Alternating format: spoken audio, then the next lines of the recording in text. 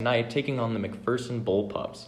Big game tonight with a lot of talk about, but Tyler, why don't you tell us a little bit about the upcoming game tonight against the Bullpups? Yeah, so the Bullpups, MAC week, of course, very hyped, the most hyped week of the football season for the Crusaders, and of course the MAC Bullpups. But MAC's 5-0. They're somewhat young. A lot of their starters are juniors.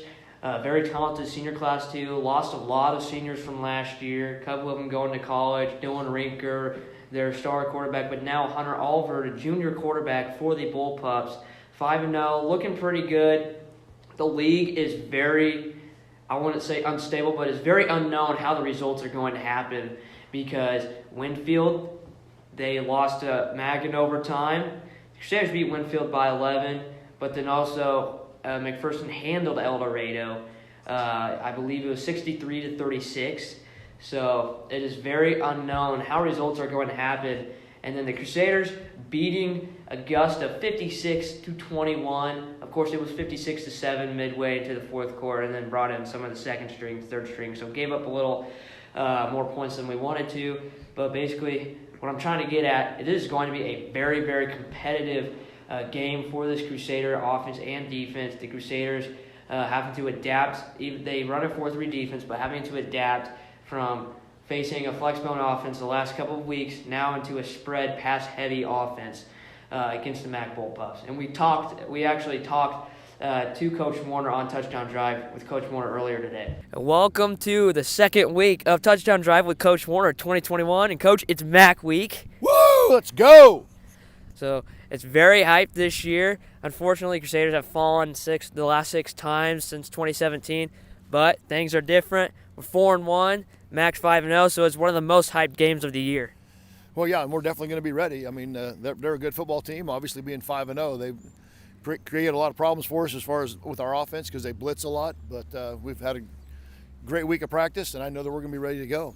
So, Coach, the last 2 to 3 weeks you played a flex bone offense, a lot of option, a lot of counters. Now this is more of an aerial attack, playing spread offense, basically same as circle. So what are your guys' adjustments and changes for the different types of offense? Well, one thing about the 4-3 is you can adapt to everything, and that is what we like about it. McPherson does run the ball a lot too, so that we have to be able to stop the run, and having our run fits, which is very important for every position. That helps us stop the run that they have. And then with the passing, we work on passing and stopping passing all the time. So it's not like it's something that we're just going to work on this week. We've been working on it all summer long and doing 7-on-7, and our kids will be ready for it. So, Coach, Dylan Rinker is now gone, but a new quarterback is in action for the Bullpups. So for the last couple of years, what's going to be the difference of this year's team and last year's team? Well, I mean, obviously last year they played very hard, and I think that's going to be the same thing. We're going to play very, very hard too. But the difference is that we've got to go wrap up and make tackles, and on offense we got to have long, sustained drives and keep their offense on the sideline. All right, thank you, Coach. Stay tuned Friday, Viewer versus MAC. Well, both teams will be taking it to the limit tonight, pushing each other to the max. It's going to be an emotional roller coaster for sure. Now, Caden, why don't you tell us a little bit about volleyball and their drive throughout the season? Well, Colt, volleyball, I mean, unfortunately, it's been a little bit of a struggle for them this season. I think they still are sitting at about a 1-20 record, I believe, something around that. Of course, they're very young, and unfortunately, that youngness is just hitting them really hard this year. Of course, it's going to be a tough season, I think, for the rest of the year. It's been a tough season for them. I think they do have a lot of good strengths about them. I think the teamwork and the camaraderie is there. They have a good team ethic about themselves. It's just a matter of trying to really get that chemistry really cinched in and really be able to put it to the test and use it during the game. I see some of the teammates walking around down the hallway. They're good friends with each other. They have the friendship aspect, but it's just the chemistry on the court, getting the ball over the net and spiking that ball that they're having a little bit of trouble with. Of course, last Thursday, traveling to MAC, taking on the Thunderbirds and the Bullpups, they went down 2-0 in both sets, unfortunately. Like I said, it's been a struggle this season for them. I think they should, hopefully before the end of the season, be able to get a couple more wins on the record, bump that up a little bit. But it's going to be an interesting rest of the season for them, for sure. Yeah, I mean, when we went to McPherson, you saw some sort of a team there, but it's just not fully well developed. Yeah, and it's just one of those things that you got to keep working on to get that, just team aspect of it. But yeah, especially in that second set versus MAC, they really started to come together a little bit. they were testing Mac a little bit there for the first about 15 points or so, kind of keeping up with them a little bit. I mean, of course, and then unfortunately ended up going down against the Bullpups. But yeah, they tested them a little bit there at the end of that one. Yeah. Now, Carson, why don't you tell us just a little bit about soccer and tennis and how their seasons are going so far? Yeah, for sure. Soccer's been kind of a roller coaster, start of the season with 2 or 3 straight losses, and then really got into a groove after that first game of the Goddard tournament. It's such a young, semi-inexperienced team. You look back 2 years and you have almost all seniors. Well, they go super young last year, and then they have to deal with COVID. So you don't really know if you've seen the fullness of a season. So we're starting to see that this year. Coach Felty is putting together. You have the senior star Cooper Taylor, who's been battling some injuries, battling some sickness and stuff. So he's been able to work through that, and he's the leader on the field. You look at him playing that midfield position, being everywhere around the ball, working their offense through that, and then he's able to score himself. But also something that's impressed me the most is his ability to distribute the ball.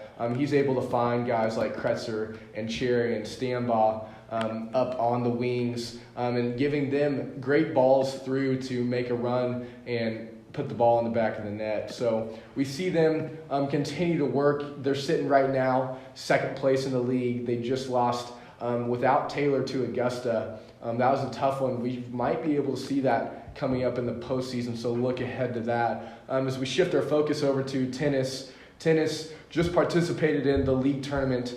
We saw a little bit of a mix-up. We saw our number 1 and 2 singles or doubles players play singles this week. So they changed a little bit to see, and that with that change, our team still takes third, losing to McPherson and Collegiate, which is still a great accomplishment. Look for them to see back into a more normal lineup with Frederick and Babcock at your number 1 doubles, Bernie and Casey Lale playing singles again. Just look to see some solidify, and Coach Babcock always does a great job with his girls and guys as postseason comes to get them peaking there. You have the lone senior in Casey Lale. She's really coming to be there. One of their leaders on the singles side, and then Kayla Babcock on the doubles with Olivia Frederick. They're replacing a team that we saw for a long time in DeMeyer and Hutton, who had tremendous success. So we look to see the Crusader tennis team once again make a great run at the state championship. Oh, yeah. And on the same level, cross country, they just got back from their KC Classic on Saturday, and, my brother was telling me all about it. And, I'm looking at that team, I really think they can push for that 4-peat. I mean, Tanner Lindahl did finish 6th, and, it's just one of those things where, watching cross country for a while now, and then, my brother being on it, it's just one of those things that they're just a really well-rounded team. And I'm excited to see, how the rest of their season plays out. Yeah, you look at how they place and how they finish. Lindahl running his best time of the season at Rimrock, where you have teams flying in from Denver, flying in from Missouri. And at a big meet like that, you want to see your team elevated. And what Lindahl was able to do there, and as well as beating Tanner Newkirk on the lean, they had the same time, out-leaned. That's something you want to see from your senior leader, who's been on that state championship scene ever since he was a freshman. And then you not only look at him, but you look at the guys behind him. They're always able to produce, finishing in the top 20 almost consistently. You look at Keller, you look at Lorenz, you look at the Bunce brothers. There are tons of guys that you can pull up from their JV that are still going to succeed at that varsity level. It's very impressive to see what Coach Morgan has done, not only on the guys' side, which we talk about a lot, but the girls' side as well. Oh, yeah. Well, guys, tonight's the night. McPherson versus Bueller. I'm looking forward to it. I am very happy and very thankful that I get to be on the sideline for this game. This is especially one of those games during the year where I'm like, you know what? Let's go watch some Let's go out under the Friday night lights and let's get some footage. And it's going to be. I just love hearing the banter back and forth between the teams on the field. That's one of my favorite parts about it. This is going to be a fun night. It's going to be a very fun night. Well, guys, thank you for joining me again, and we would like you to subscribe and like our YouTube page, the Crusader Sports Network, on YouTube.com. And thank you very much. See ya. Welcome back to CSN's Weekly Review. I'm your host. Noticing a difference in the speed of the game for them. Mentally, the game is slowing down, but they are really playing at a fast, high level right now. Mike linebacker Tanner Tustian had 16 tackles last week. Thought Bo Van Bruggen with a couple of sacks was really good at that DN spot as well. Yeah, Bo was playing great football these last couple weeks. Being able to, we're going to have to rely on him a little more this week with edge pass rushing as well, because the Bullpups are going to play a lot faster than even these last 2 weeks have been. Basically, also, Tanner has been in the classroom about almost every period that he can during school to be able to get all the film and all the blitz packages and defensive packages they can get. And so the defense is going to have to step up a little more tonight, especially the secondary, with all the aerial attack and the spread that McPherson does. But honestly, with how the defense has been playing, I think that they shouldn't have much trouble. Yeah, absolutely. It's been a heavy dose of run teams here early in the season, a much more balanced team in McPherson tonight that they'll see, and it'll be the first really big test of the year for this defensive secondary. With Deontay Campbell in particular has been playing so well here as of late. It's going to take a big night for them, and talk with Coach all the time about limiting big plays. Yeah, well, one of the big reasons they lost against Andover Central is the big plays, and this is going to be one of them tonight. Where also this is how they lost in the postseason last year against MAC, are the big plays. So if you limit the big plays, you should basically win this game for the Crusaders. They need to run the clock on the offensive side, but no big plays like a screen pass against Andover Central, and being able to hold Trey Buckby, because he's going to tear it up. He's already got 2 D1 offers, having a monster season, over 400-plus yards. And so being able to hold him back a little more than he's been playing, it's going to be a huge aspect of the game. Yeah, I know you're a Buckby guy, Trey, at 6'4", 165, and Deontay Campbell gives up a couple of inches, but certainly makes up for that in athleticism and speed.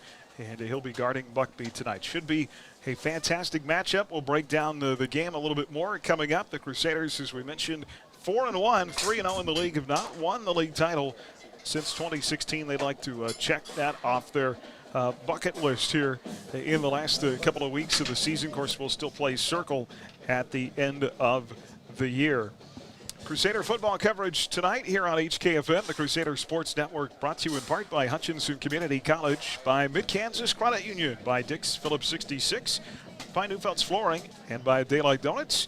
Live streaming tonight on your phone with the Ad Astra radio app, powered by Nextech Wireless, because you're mobile and need to stay connected.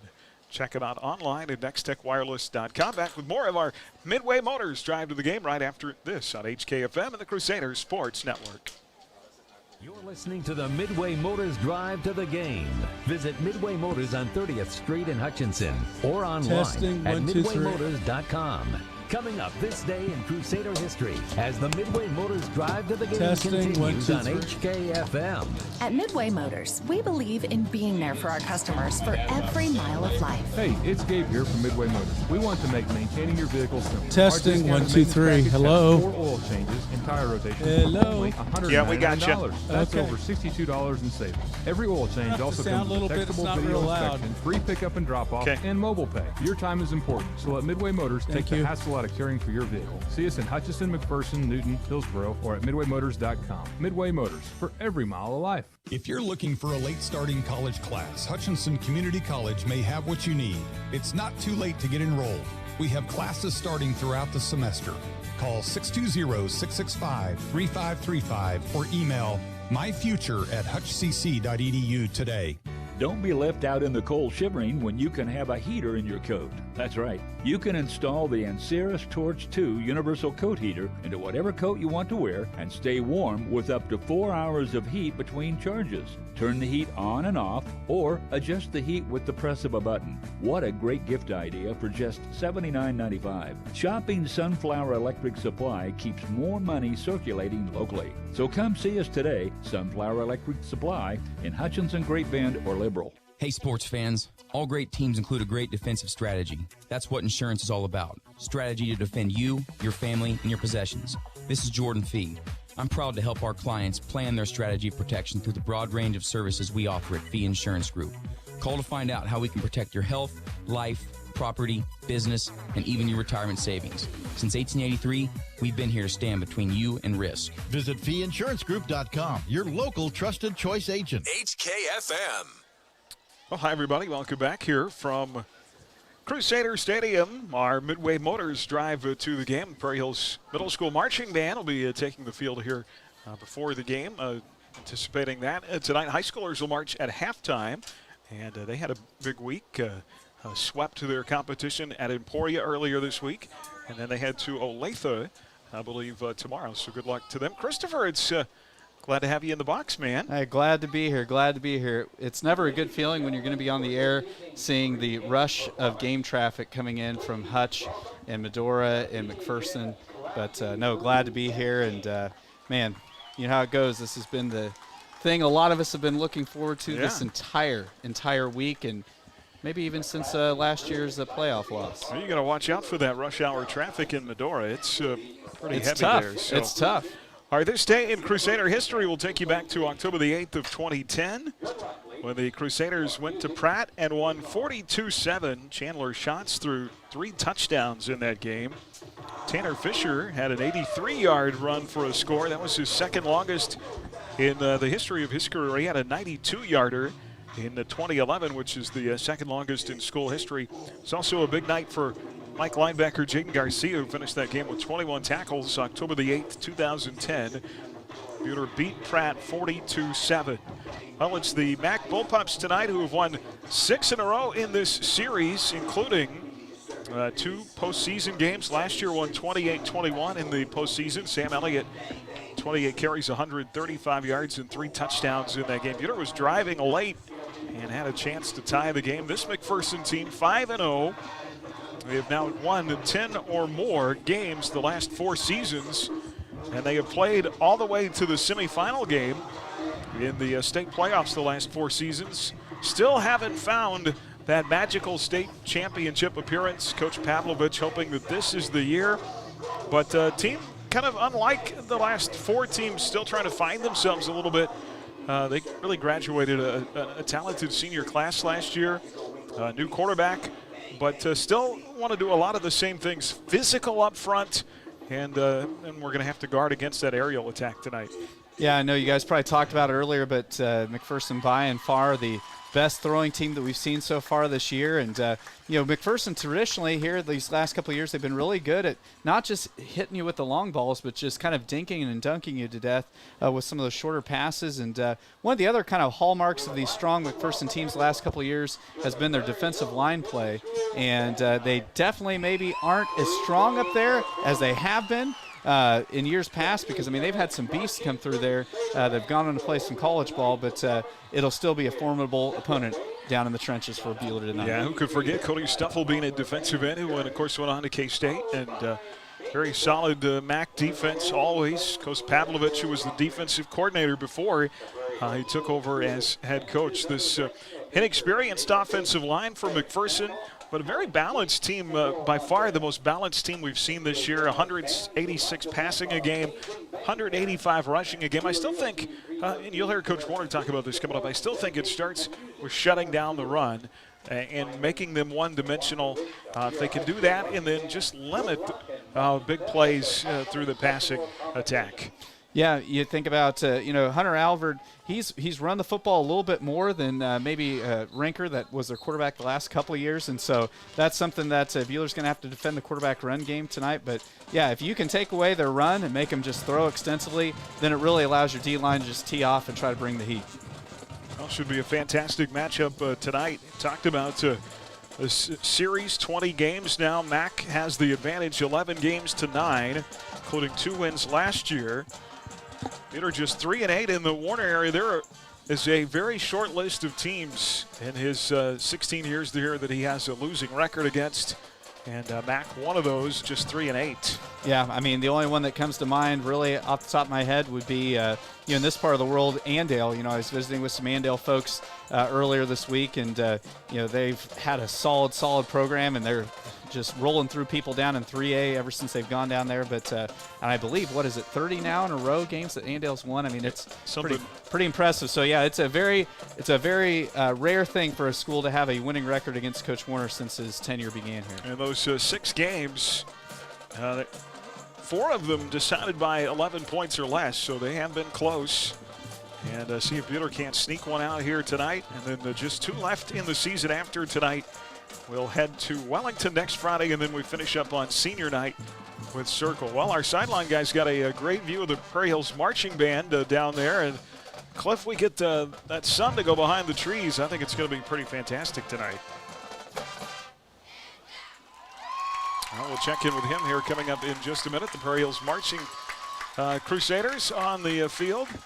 And I know they were pretty excited about today, chance to perform in front of a big crowd like this. So the high school band will perform coming up here at halftime. Crusader football tonight brought to you in part by the Bueller Booster Club, by Hutchinson Family Dental, by Jackson Meat, by Riza Brino, and by Adams Brown Strategic Allies and CPAs. Coming up, we'll get armored up. We'll talk with Coach Coles next, our pregame here on HKFM of the Crusaders Sports Network. On a Midway Motors drive to the game.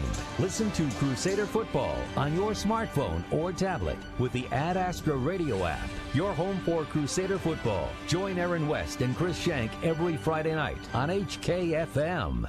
At Dick's Phillips 66, our family has kept motorists on the road for nearly 60 years. Hi, this is Janet Dick, inviting you to stop by our locally owned station at 1215 East 4th in Hutch. Dick's offers top-tier gasoline, grab-and-go food options, and friendly service. Wherever you're headed, every journey begins with a stop at Dick's Phillips 66, 4th and Stevens in Hutch. Are you building a house? A swimming pool? Are your lights flickering? Call Schmidt Electric. That's Schmidt Electric. 620-960-6755.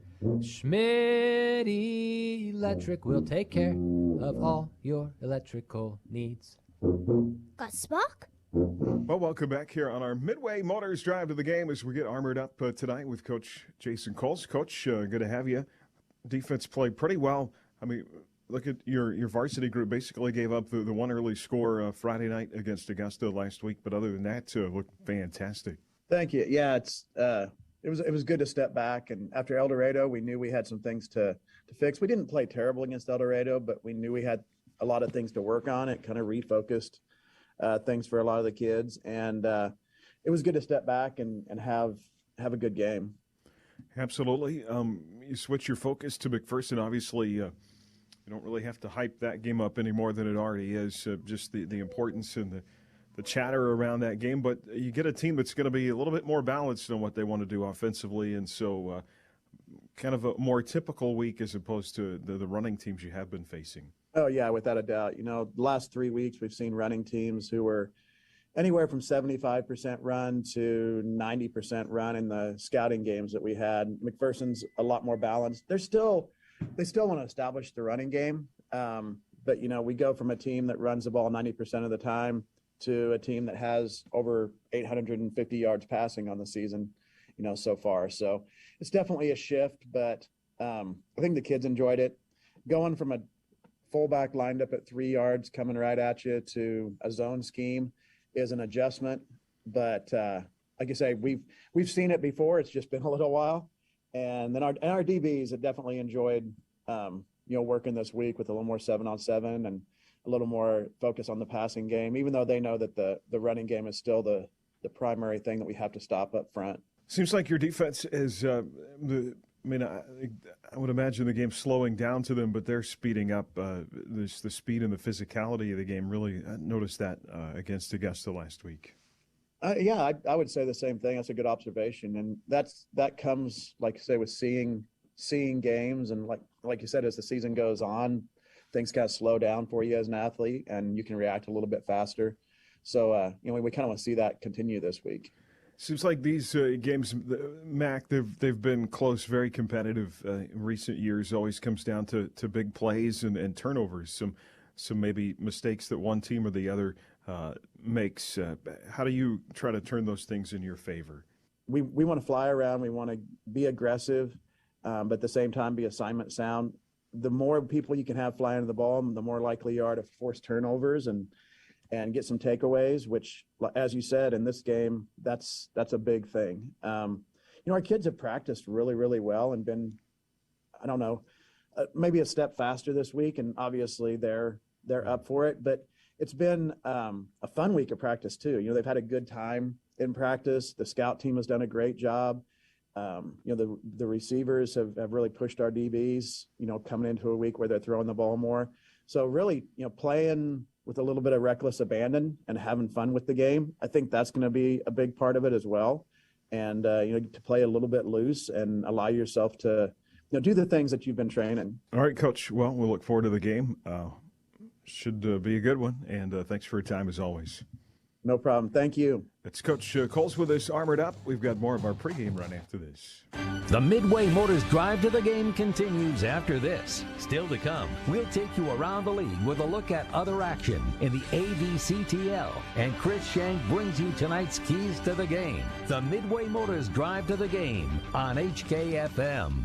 Neufeld's Flooring, your experts in design and installation of carpet, tile, wood, and vinyl floor covering. Proudly sponsoring Buhler High School activities, Neufeld's Flooring in downtown Buhler.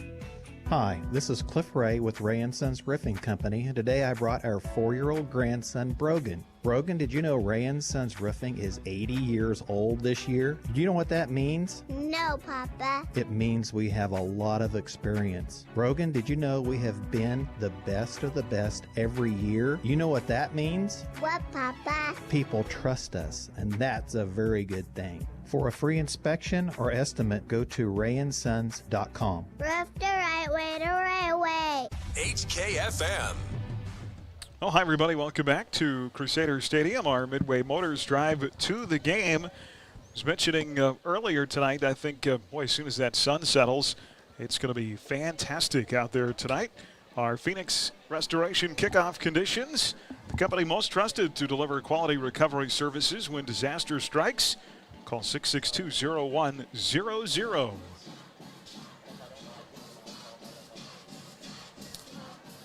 Having a little bit of trouble getting connected to our sideline guy tonight, so we're going to work on that. I'm here. Oh, there he is. Yeah, I just can't hear you very often. Oh, Still not coming in very good. We found him.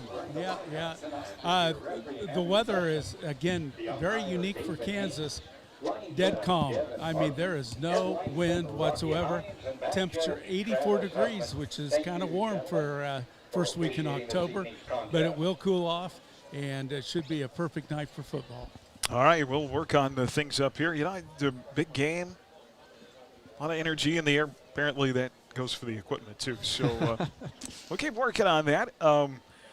Big night tonight around the league. Elsewhere, Eisenhower at our Kansas City. McPherson, of course, here at Buhler, Rose Hill at Mulvane. Mulvane will be moving up to Division III next year. El Dorado dropping down. Augusta at Winfield. Circle at Independence. And Circle, they're licking their chops there at 2-1 in the league, Christopher.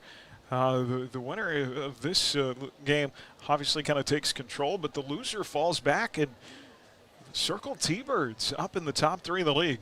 I don't remember ever saying that. So yeah, they've got a good group of seniors down there that were really, have had some success for Circle, which has been kind of a rarity. So yeah, it's there's definitely 2 weeks from now when Buhler takes on the T-Birds. They're definitely somebody that they'll fight a little harder than they have in some years past. El Dorado at Wellington, Clearwater at Collegiate. We mentioned those Division III standings. Mac and Buhler at 3-0, then Circle 2-1, Augusta 1-2, El Dorado 0-3, and Winfield 0-3. Keep you updated on those scores and others in our Buhler Dental Care scoreboard tonight around the Ad Astra Sports Network. Lions at Haven.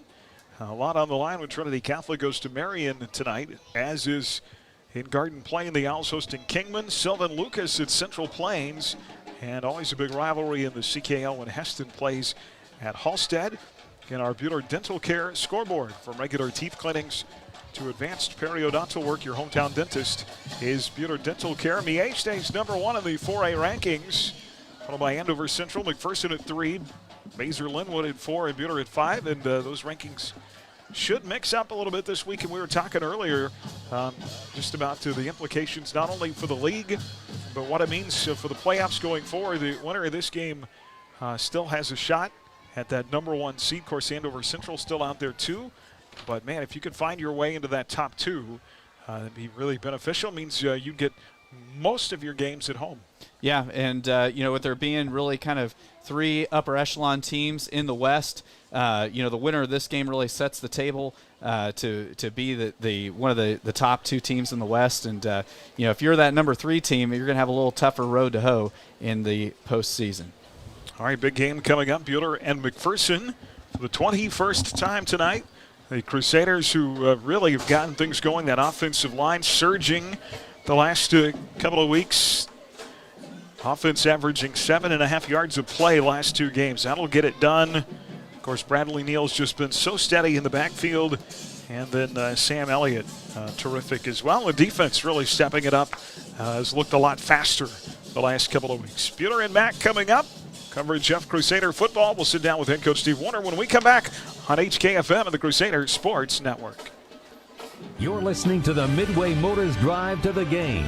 Visit Midway Motors on 30th Street in Hutchinson or online at midwaymotors.com. Next, we hear the pregame thoughts of head coach Steve Warner. Your home for Crusader football, HKFM. At Adams Brown, our clients are the center of everything we do. Hi, this is Brett Henry. If you farm or in the agriculture, healthcare, construction, real estate, or own your own business, we'd love to talk to see how we can help your operation. Adams Brown, Strategic Allies and CPAs, above and beyond.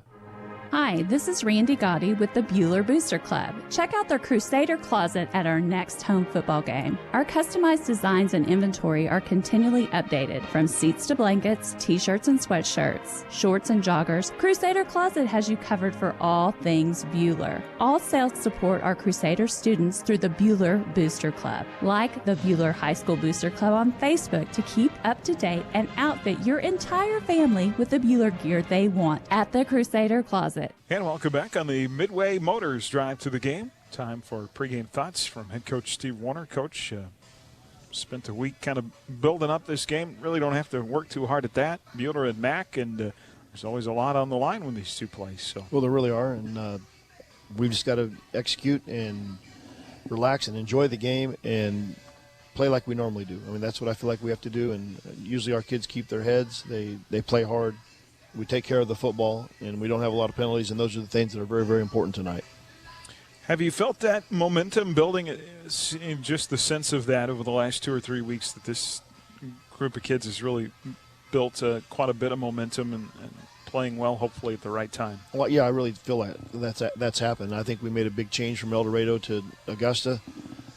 Each week we have to get better. What I see is our kids are playing faster, and that's part of what is important to beat McPherson, because their kids are so fast, especially on defense, that we have to play faster. The game has to come faster. So what we want is that for the kids to the game slows down in their mind, if that makes sense. By us playing faster, then the game can slow down. McPherson's front 6 guys, when they run their 3-3 and they blitz a lot, they are fast and aggressive, and so then we have to be faster, and that's mainly our offensive linemen. With that, they may get us on some plays because of a blitz, and then you live by it, you die by it. So the way we block our schemes, I feel like we're in good shape going into the game, and we may have to make adjustments, obviously. But there's a lot of things that we like to do with what they're doing, and I feel like it'll help us. Absolutely. They've got a solid running game, but also a quarterback who can throw, 3 receivers over 100 yards, and so really got to be ready for both the passing and rushing attack from them tonight. Well, number one, we want to take the run away. If you can, that sure helps. And then the passing, yes, anytime their quarterback has been inconsistent this year. The games that we have, one of them he was on fire and the other one he wasn't. So we just need to be able to put pressure on him when he does go to throw, but slow down the running backs, because they're dynamic, but pressure in the gaps that we like to use can slow down this running game and the running attack that they have. So that's something that we'll have to try to definitely do, moving our kids around. That may be something you see quite a bit with our defensive front moving, because it hurts their zone plays. Be a good night for that defensive front to break containment and cause some havoc. Would be nice and create a ton of turnovers, and that's what we want to do is create those turnovers.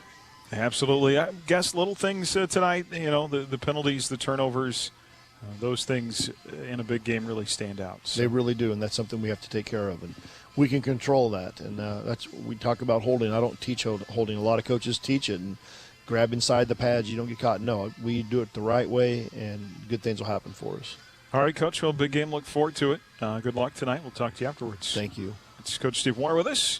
And we're back with more right after this. Join head coach Steve Warner for the Crusader Coaches Show, Monday nights at 6:30. You've been listening to the Midway Motors Drive to the Game.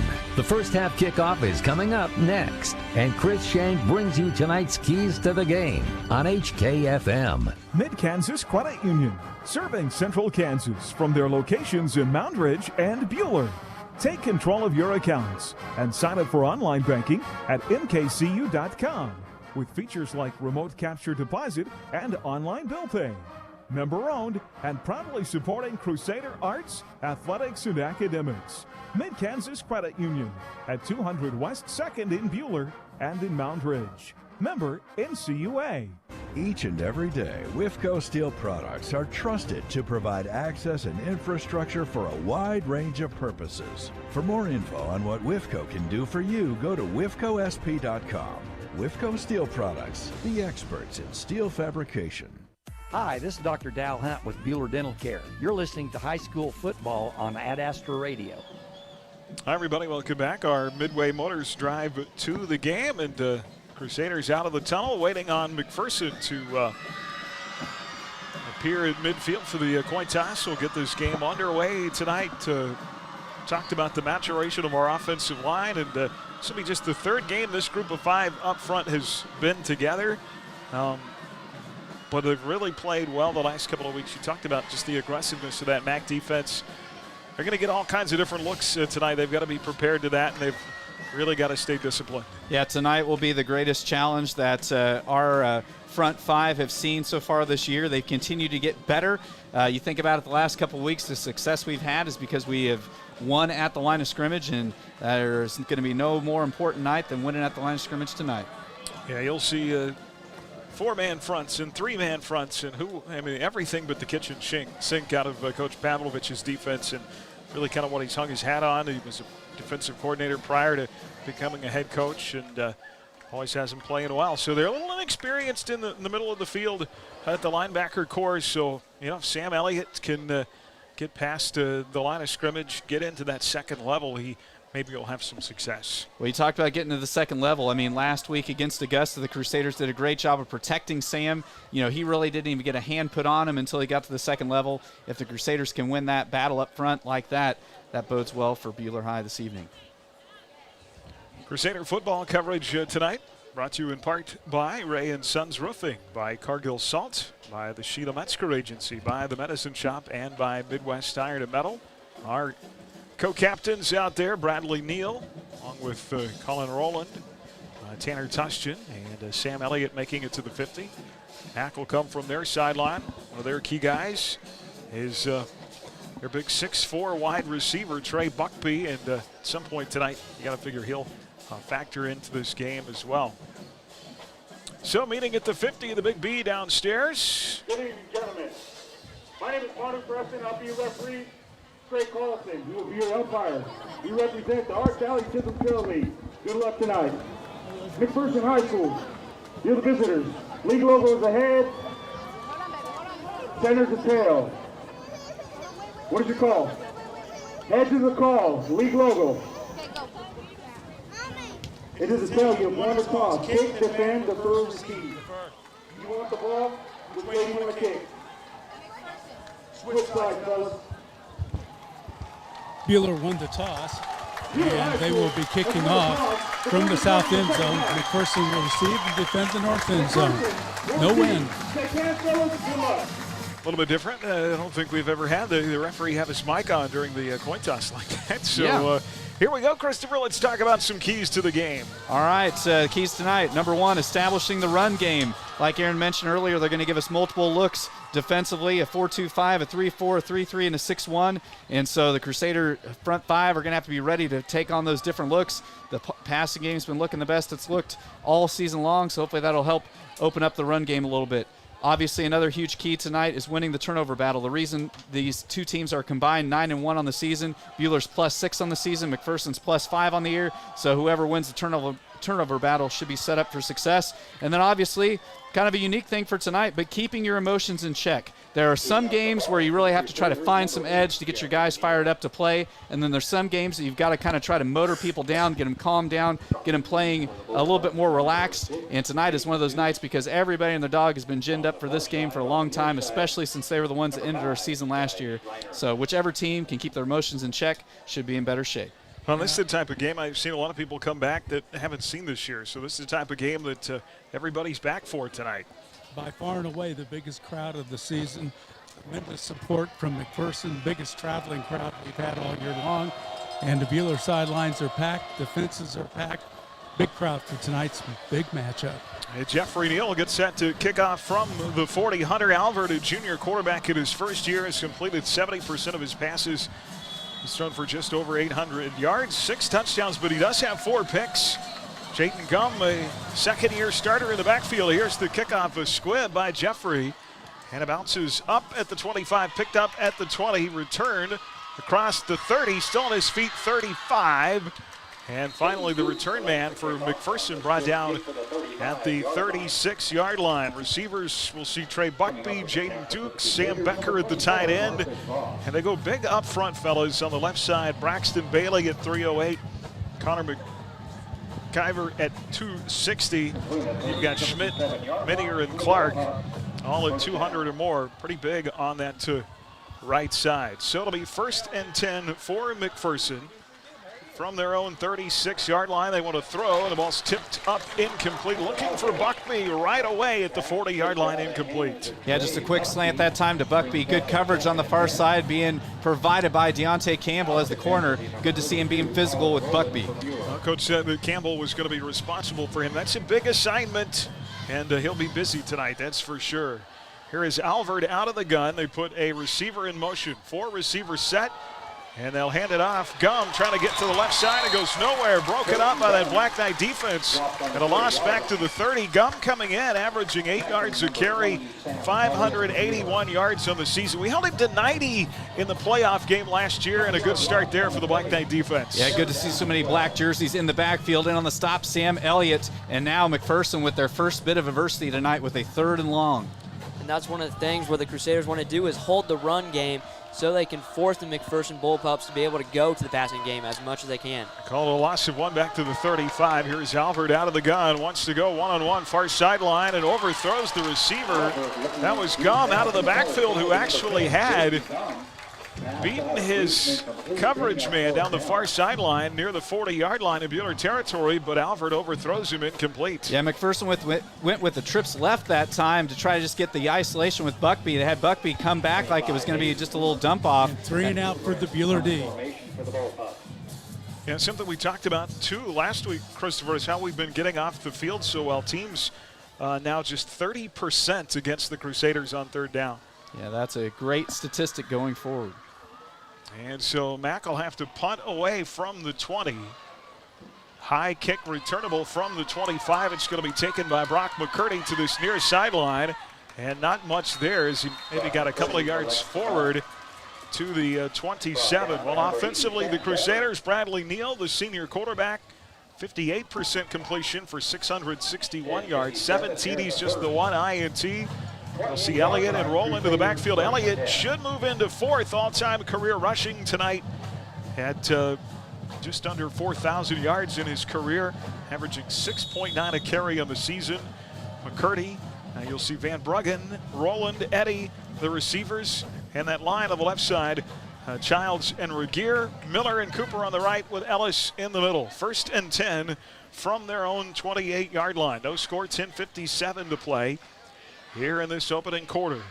He'll start in the familiar I with a two tight set. Sam Elliott to the left side, carries forward close to the 28-yard line. We'll call it about a yard on that left side. Well, Mack obviously defensively knows what Buhler wants to do, and they'd like to establish Sam Elliott on this first drive. Yeah, I mean, McPherson's going to do everything they can to take away Sam and make us beat him with other backs and receivers. So, a yard forward to the 29. Buhler moving left to right here in this opening period.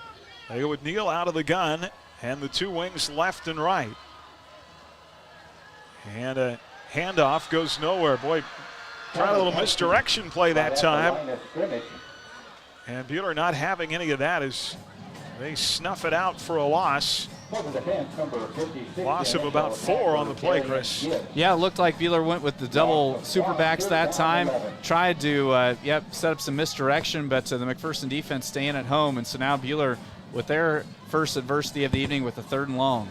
Well, they're going to call forward progress at the 27, so it'll be 3rd down and 11. Bradley's going to work out of the gun. 10 on the play clock. We've got 4 receivers. Trips to the right side. Elliott to the right of Neal in the backfield. First pass attempt of the night, and it is complete. Just past the first down stick at the 39-yard line. And it's Eddie time. He had a nice tackle on the opening kickoff, and that time had a nice little out route on the McPherson sideline and pitch and catch that time from Bradley Neal to Eddie, and Crusaders with the first down of the evening for either side. Nice job for Bradley to find Eddie right there. Like you said, good comeback route.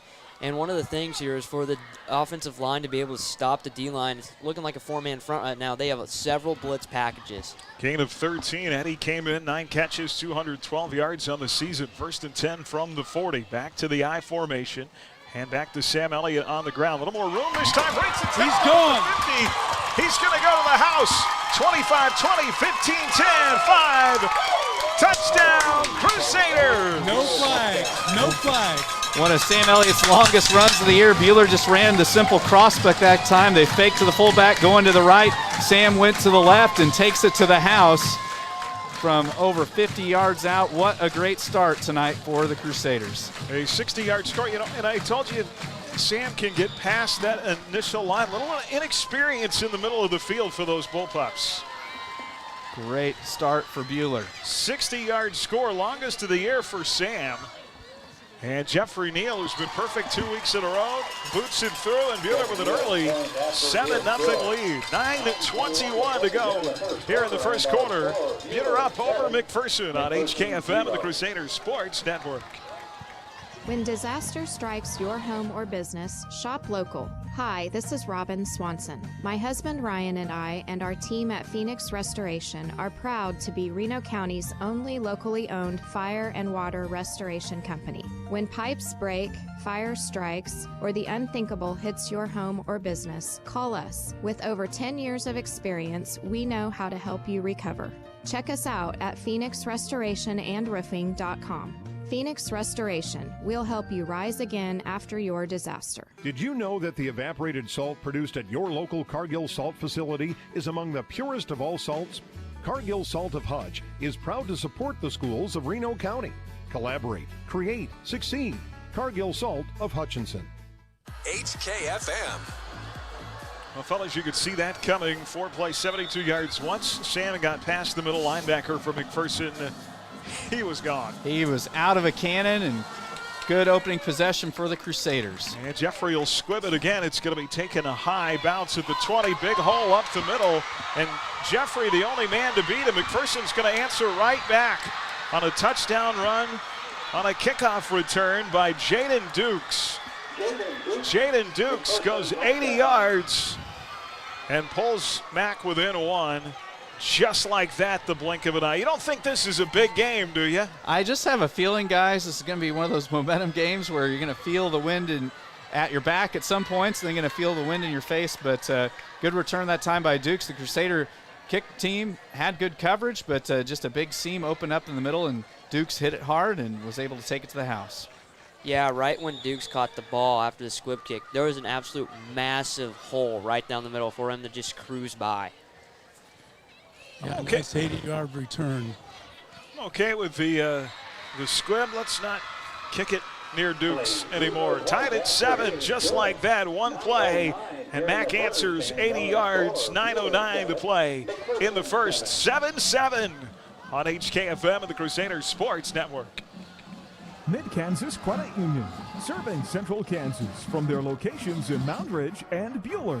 Take control of your accounts and sign up for online banking at mkcu.com with features like remote capture deposit and online bill pay.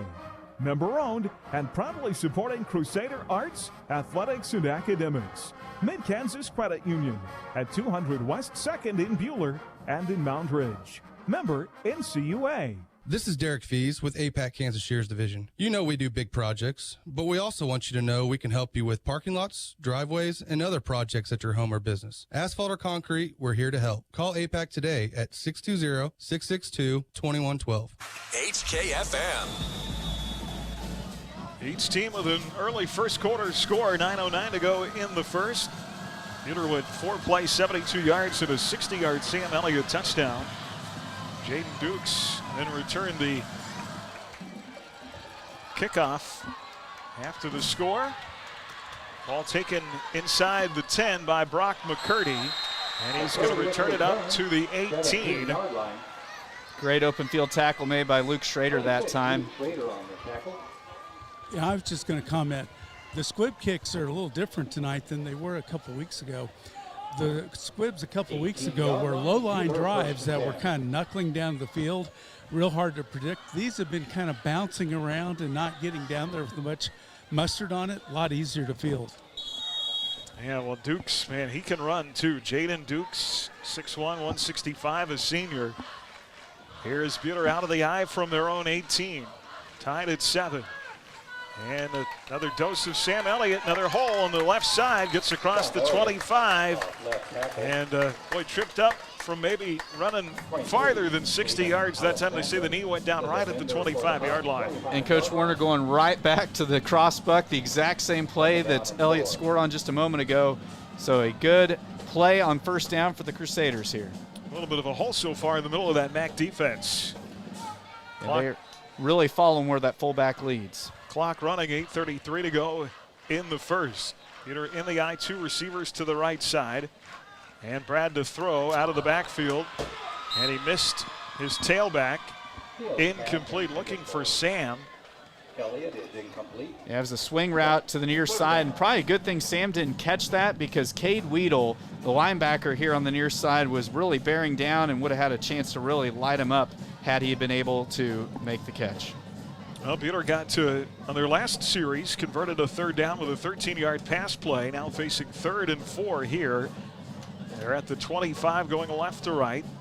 They need almost the 29 for a first down. Out of the huddle. They're all black home uniforms, maroon lettering, and the black helmets tonight. 3rd down and 4 out of the I formation. Brad to throw.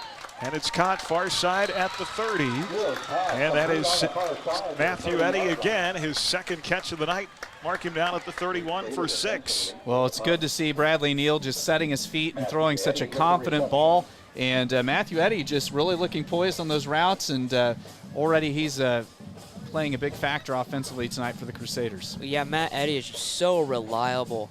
But not to mention the guy who got beat on that 3rd down for the Bullpups. It was actually Eddy that got outran by Gum.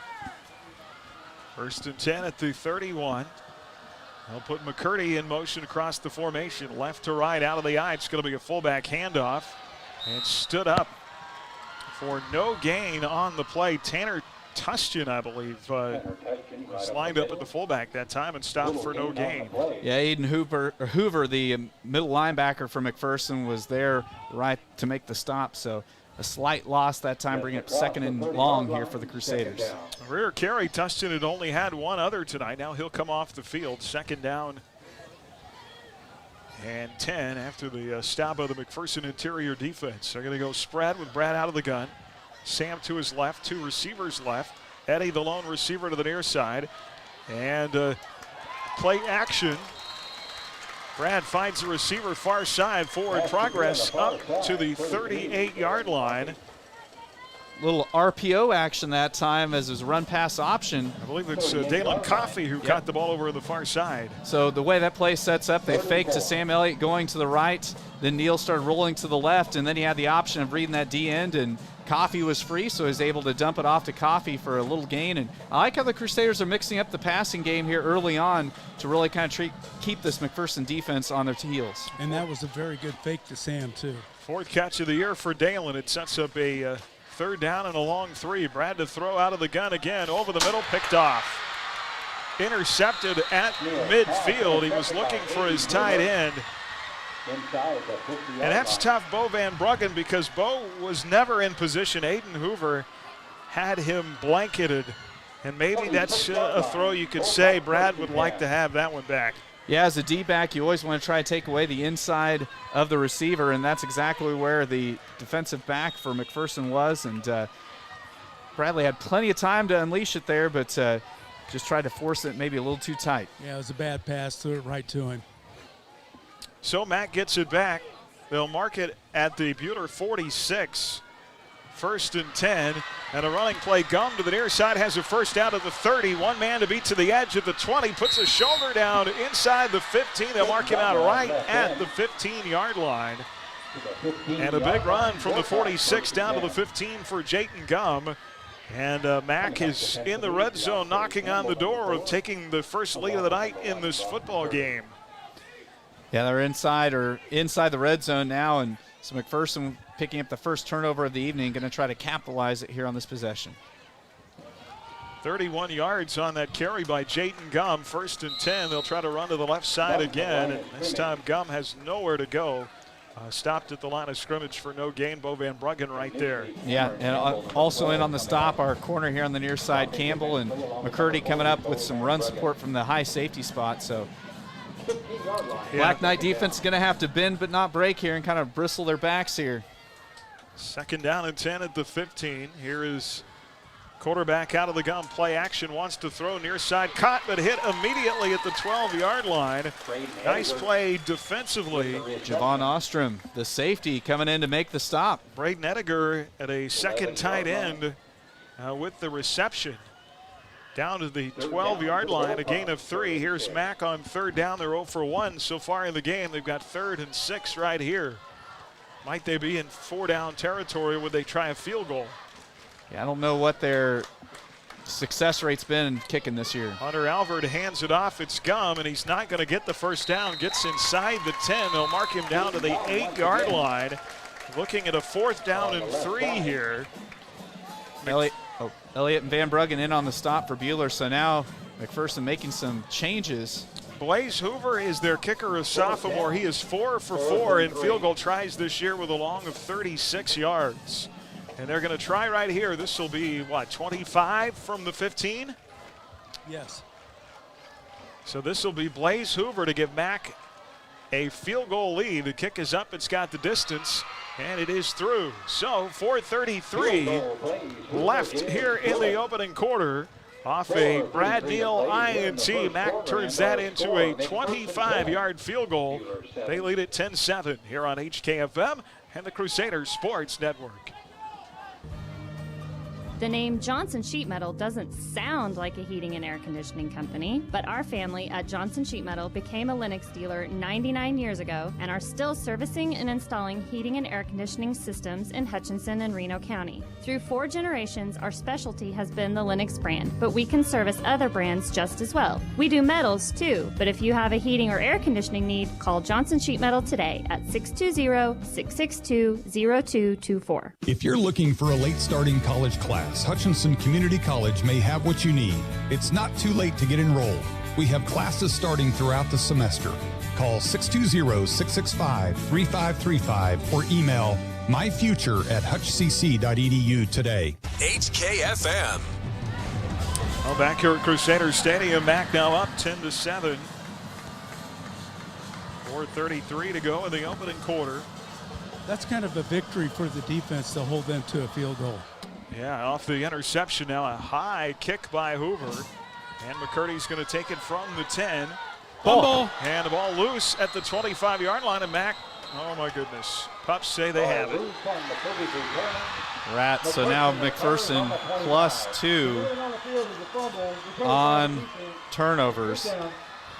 And now Black Knight defense is going to be called upon to try to make something good happen here after something bad happened right there.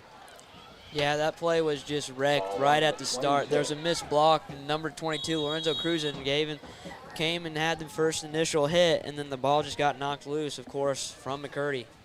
Mac's going to have it at their own, or at the Bueller 26, excuse me, 1st and 10. Back-to-back turnovers by the Crusaders. Here's a handoff up the middle. This is Sky Schreiner carrying it inside the 20 to the 19, his first carry of the night. Campbell in on the stop for Bueller.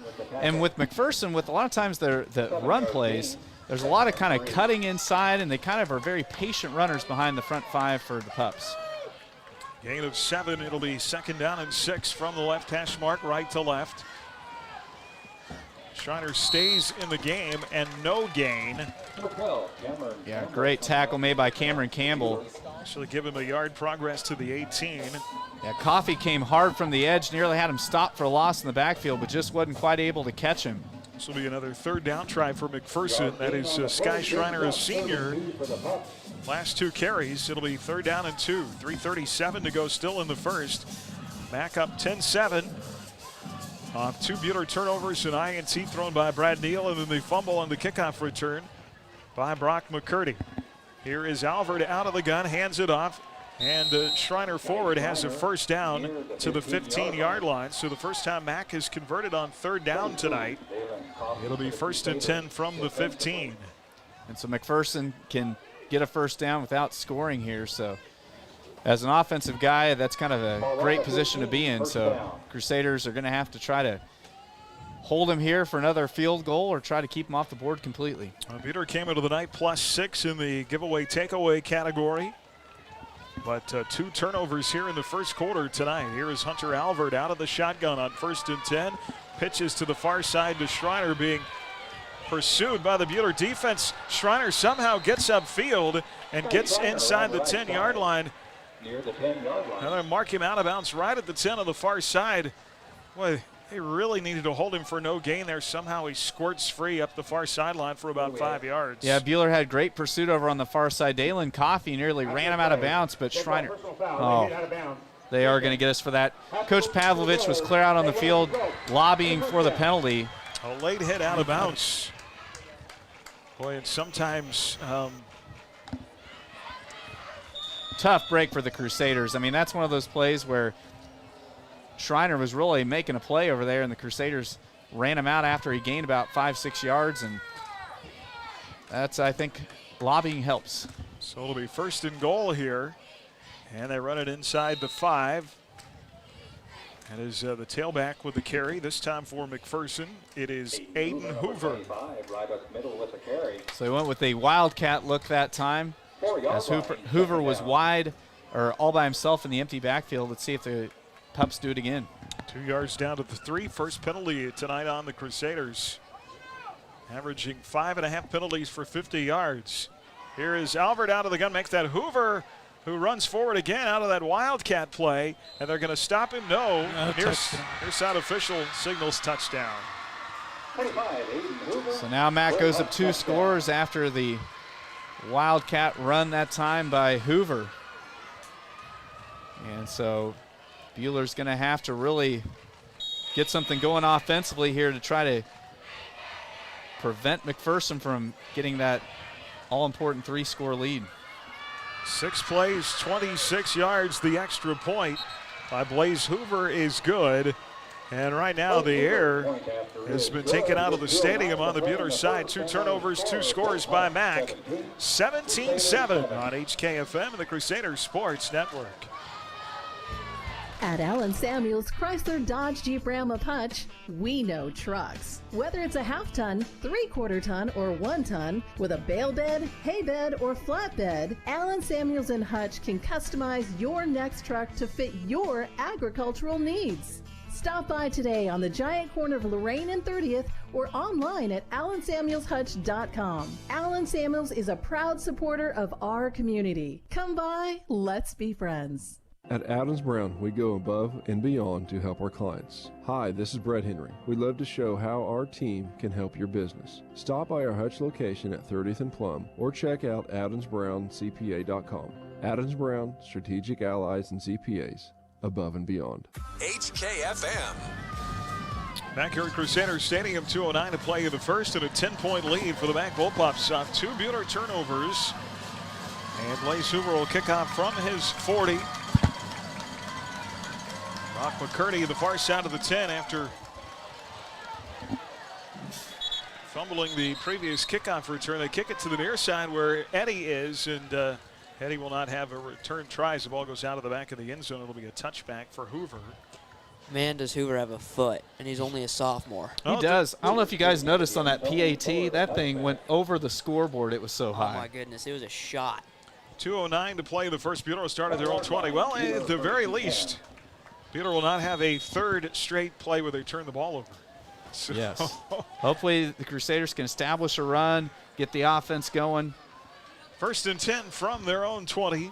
Down by 10. 2:09 to play in the first. Out of the I formation. They go with a 2 tight end set. And Elliott with a carry. Squirts free up the middle across the 25. And runs down to the 29-yard line. It'll be gain of 9. If there is a positive so far, fellas, it's that Sam Elliott really, they're having trouble containing him. Yeah, and a big thing for Buhler, I mean, even though they're down 2 scores, I mean, Sam's shown that he can break the big ones tonight against this pup defense. Football sitting in the middle of the field at the 29. Buhler driving left to right toward the north end zone here tonight. Beautiful night for Friday football, week 6. Neal's going to be out of the gun. They go with the 2 superbacks. And Brad will hand it off. Here is Elliott running left, has the first down. Forward progress to the 33-yard line.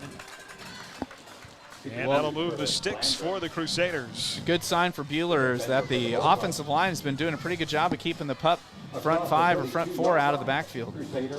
Well, Aaron, we talked about no big plays. How about no turnovers? No more turnovers. Well, no more. Yeah, I mean, too late to take the other 2 back. 1st and 10, clock running. We'll go inside a minute to play in the first. 1st and 10 from the 33. Brad stays out of the gun with those 2 wings. Single receivers either side. Back on the ground to Elliott. Bounces off a tackler and then taken down by a second man after a gain of 1 to the 34. Well, Sam coming into the night. 5th all-time in career rushing yards. He needed 39. He's already got that. So he moves past John Becker for 4th all-time. And John Becker, a legend in Buhler football lore. There used to be an award, the Becker Award, named after him, and quite the player for the Crusaders. He's also the first ever wrestling state champion, and guess who has 2 of them? The guy running tailback at the moment. 2nd down and 10 out of the I formation. Brad wants to throw one-on-one, has his man. That is Eddie for his 3rd catch of the night, has a first down.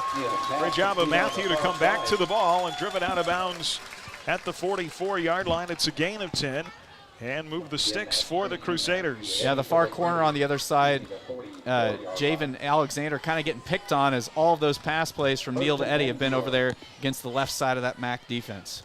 Ball sitting at the left hash mark of the 44. The end of the first quarter. And whistle signals the end of 1. Mac off 2 turnovers, up 10 after 1. 17-7. Buhler driving when we come back on HKFM and the Crusaders Sports Network.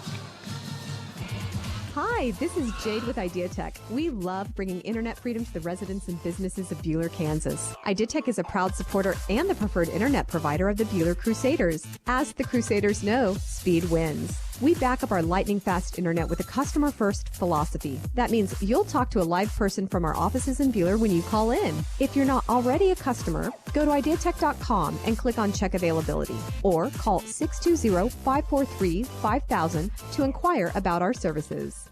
As your American Family Insurance agent in Hutchinson, I'm looking out for what matters to you, even when nothing's wrong. This is Sheila Metzger, agent at the Sheila Metzger Agency. Call me at 665-0400 and let's talk about your insurance needs today. American Family Insurance. Hi, this is Dr. Dal Hunt with Buhler Dental Care. You're listening to high school football on Ad Astra Radio.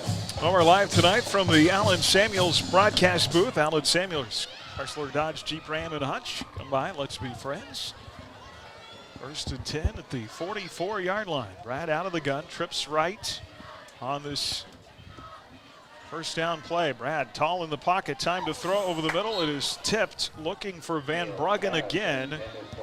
And again, coverage by Aiden Hoover, who had that previous INT. It looked like Bo had a chance to catch that one, just tipped away at the last second.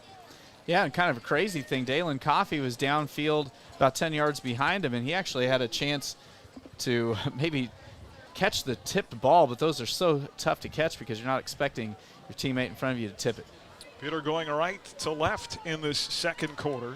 It'll be 2nd down and 10. They go back to the eye with 2 receivers to the right side of the formation. Brad will snap from under center, takes it from Ellis, hands off to Elliott, and breaks past the initial line of scrimmage to the right side across the 50 to the 48-yard line. Boy, the way Sam is running tonight, boy, he's line up and dare them to stop you at this point. Yeah, he's doing a great job of keeping the shoulders square, keeping those legs a-churning. The guys up front are doing a great job blocking, and that big pickup on 2nd down makes this 3rd down much, much, much more manageable. Yes, that was very much needed. Bradley has been a little more nervous than he has been this whole season in the pocket, it looks like. So Sam being able to get that confidence back up really helps. Got 8 yards. It'll be 2nd down and 2. Make it 3rd and 2. Just past midfield. And here is Elliott. And Sam right at the first down stick. Give it to him at the 45-yard line. So Bueller now 2 of 2 on the 3rd down. And they'll move the chains again into MAC territory at the 45, trying to play catch-up here down to 10. 11 minutes to go in the half. Crusaders came right back at him with the same play, just running power off the right tackle and just chipping away at that MAC defense. Good to see a 1st down here on this possession. Cliff mentioned the crowd earlier, full homestand and nearly full on the other side as the officials have blown the clock dead. At 10:44 now, they'll wind it up. 1st and 10. Bueller from the right hash mark to the I formation. And a handoff to the fullback to the right side and maybe a yard. Fullback with a carry. Yeah, that time it was pouring through the defensive line. It was Jace Minier making the stop for Mac, but at least a pickup of a yard there for Tushton. Well, Tushton getting touches at fullback tonight. Of course, that's a job that mostly has belonged to Cullen Rowland this year. We've seen Dalen Coffey a little bit there as well. And Tushton getting some carries here tonight. A gain of 1, 2nd down and 9. Brad back to the gun with 3 receivers. Van Bruggen, McCurdy, and Coffey to their side. Eddie alone to the far side. Play action, and Brad flushed out of the pocket, and he's going to be brought down for a sack. Dropped to the backfield for a loss by 56. That is Darian Gibbs for McPherson. Yeah, McPherson just had a 3-man rush that time. They were showing that they're going to go zone coverage out in the secondary, but then dropped a bunch of linebackers into coverage to kind of foil the Crusaders' throwing attempt that time. But now a big, critical 3rd and long for Bueller. Darian Gibbs, defensive tackle at 6'4", 214. Sets up a 3rd down and 13 from the 48 with a loss of 4. Don't have to get it all right here. Trips left, single receiver to the far side. Bradley out of the gun, Elliott to his left. He'll take the snap with near 4 on the play clock. Going to throw again, hit as he throws. Caught by McCurdy, 1st down at the 30, inside the 25, and down right at the 25-yard line. A great job, Bradley took a shot as he got rid of that ball. It was Gibbs again, but stood tall in the pocket and delivered it to his senior. And those are the kind of throws that are going to really get some confidence back in a quarterback's pocket. So what a great throw that time by Mr. Neal across the middle. Great catch that time by McCurdy over the middle, and the Crusaders have new life with it at the 25. It goes for 23 yards for Brock. That is his 8th catch of the year. Came in 7 for 85. 1st and 10. And they'll hand it off to Elliott. Big hole in the middle. 20, 15. Inside the 10. And down to the 9-yard line. It's going to be 1st and goal. Great carry by Sam, and that's really set up by the Crusaders having some success throwing the football. So when they go to the spread looks, McPherson's having to honor the pass, and that just opens up the interior for Mr. Elliott. Yeah, they really have the defense on their heels right now, especially with Sam running. And so basically they're just trying to get the blitz going, and they're not. There's an old saying, you blitz, we score. 16 yards on the play. This will be the 12th play of the drive. Coming up first and goal at the 9. Double tight set. Here is Elliott bouncing to the outside at the 5, to the edge, to the end zone. Touchdown, Crusaders. Great vision that time by Sam Elliott as he saw a block being thrown out on the far side by Brian Regier, helping to seal the edge. And I think that play was supposed to go to the inside, but Elliott saw the green grass to the outside and takes it to the house for his second touchdown of the night. Well, if you saw that stutter step, once again, Sam is just having tremendous patience in the backfield. 52nd touchdown rushing of his career. And it pulls Bueller within 4 with an extra point pending from the 10. And Jeff gets it away, and it's good. 7:56 to play in the second. McPherson 17, Bueller 14 on HKFM and the Crusaders Sports Network. Come visit us at Bueller Dental Care. Our friendly and experienced staff is here to help give you the best care around, and we like to have some fun and get to know you while you spend time with us. From regular fillings, cleanings, dental implants, or even if we have to, extractions, we can provide the treatments you need. We are always accepting new patients, so be sure to call us at 620-543-2768 to schedule your next appointment, or email online at drdowdds@gmail.com. Bueller Dental Care, providing healthy smiles with a gentle touch. At H&R Block, we can file your return by October 15th. Avoid a late filing penalty and get every credit and deduction you're entitled to. Drop in and stay, or drop off and go, or call 662-5321 at H&R Block, Hutchinson, Lyons, and Ellsworth. HKFM. 12 plays 80 yards on the touchdown drive for the Crusaders that started with 2:09 to go in the first, down to 7:56 now to go in the second. Bueller pulls within 3. And Jeff Neal to kick off from the 40, and he'll kick it end over end to the far side, taken short at the 21, return to the 30, 35-40. Bueller is having a tough time on kickoff coverage. This is Jayton Gum with a nice return. Fellas, they got to get that short up. Yeah, Alex Lee made the touchdown-saving tackle for the Crusaders. And a lot of the success that McPherson's had tonight, guys, is just sheer speed. They've got a lot of speed out there on that kick return team.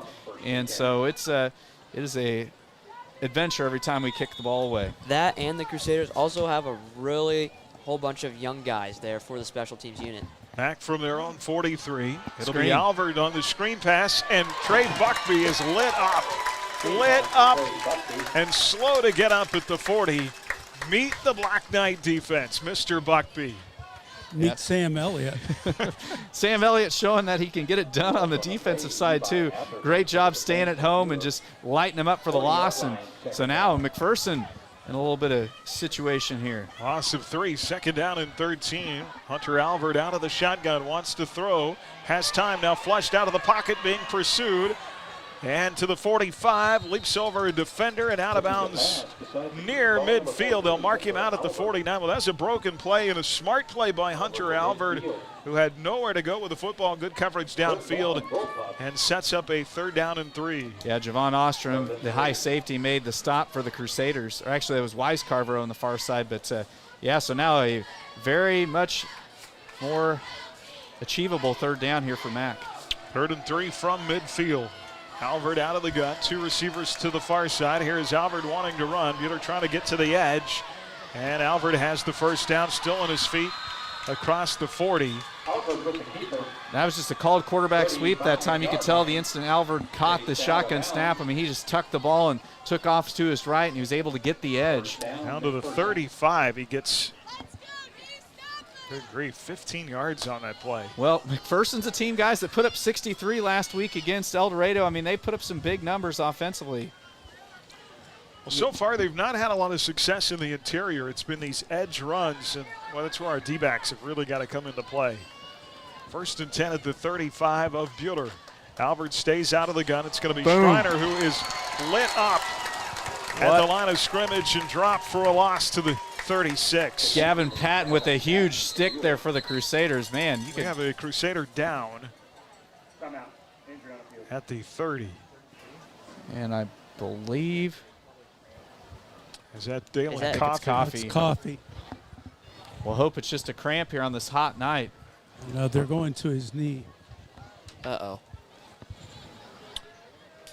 Well, Sky Schreiner has taken over in the backfield here on several plays in this first half for Jayton Gum, and he got nailed there, and Dalen Coffey is down at the 30-yard line.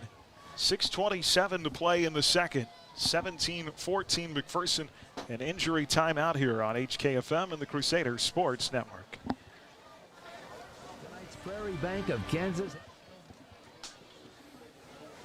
Central Kansas since 1886. Coming up, an in-depth look at Crusader athletics and activities with This Week in Crusader Sports. Prairie Bank of Kansas is a local bank with local concerns. You'll find us in the heart of the community, helping wherever we're needed. We enjoy working with local schools to help promote activities like sports and extracurricular learning. We hope you support these valuable activities too. We'll be right here with you. Visit one of our locations in Stafford, Buhler, Inman, or Hutchinson, or check us out online at prairiebankks.com. Prairie Bank of Kansas. How banking should be.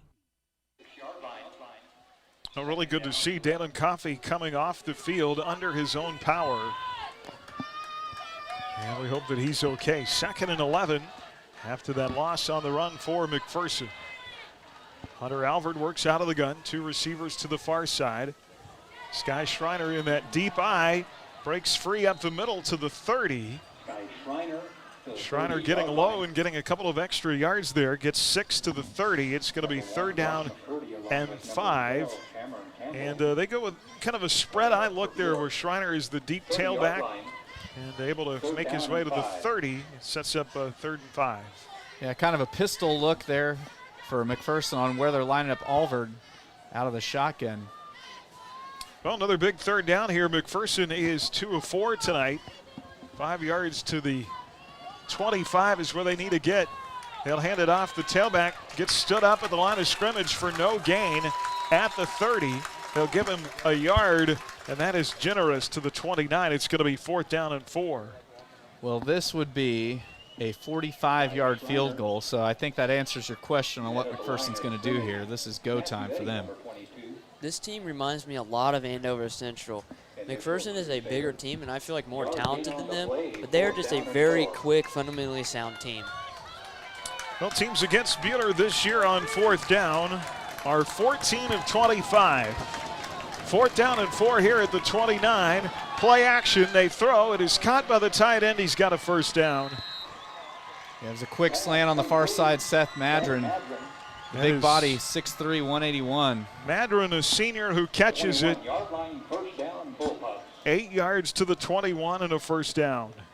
It says a lot about what they think about Madron throwing a slant on a 4th down play, but it also is a testament to how well Buhler's clogging up that interior. Well, Madron is a very good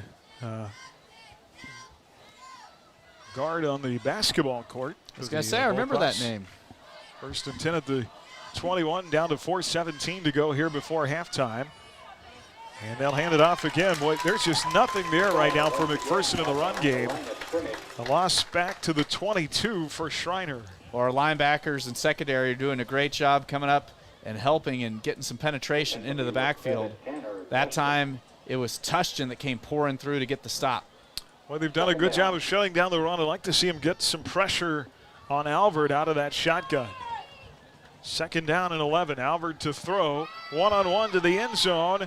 And it is overthrown. Buckby, I think actually Buckby caught the ball, but he caught it out of bounds. Yeah, he threw it to where the Buhler player couldn't get to it. It was Deontay Campbell on the far side, but Campbell, great job just taking away that inside and knocking him off his route there on that go route. Not only that, but he kept no pass interference call. Buckby's so long, he reached out and grabbed it, but he was out of bounds when he caught it. All right, here we go. 3rd down and 11 at the 22.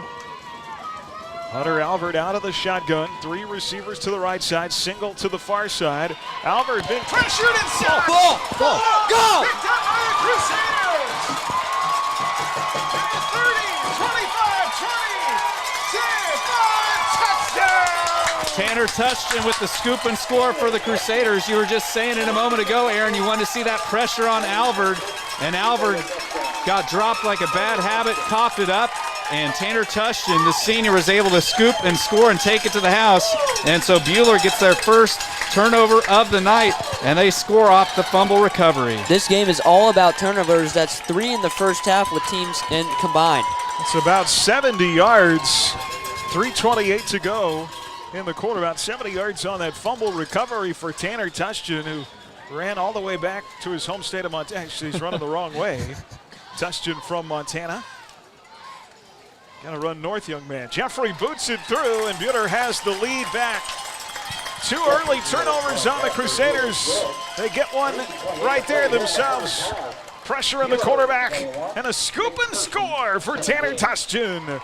21-17 on HKFM and the Crusaders Sports Network. If you need a piece of metal or an angle for a small project or a complete fabrication project done, call us at Johnson Sheet Metal or stop by 512 South Main in Hutchinson. We know metal. Hi, this is Sarah Johnson, and my family has been in business for 99 years. With a huge stock of different sheets, shapes of steel, stainless, galvanized, and aluminum, Johnson Sheet Metal has what you need. We cut to size, bend, roll, punch, or weld to your specifications and can make your ag replacement panels too. Call us today. Johnson Sheet Metal, 620-662-0224. As your American Family Insurance agent in Hutchinson, I'm looking out for what matters to you, even when nothing's wrong. This is Sheila Metzger, agent at the Sheila Metzger Agency. Call me at 665-0400 and let's talk about your insurance needs today. American Family Insurance. HKFM.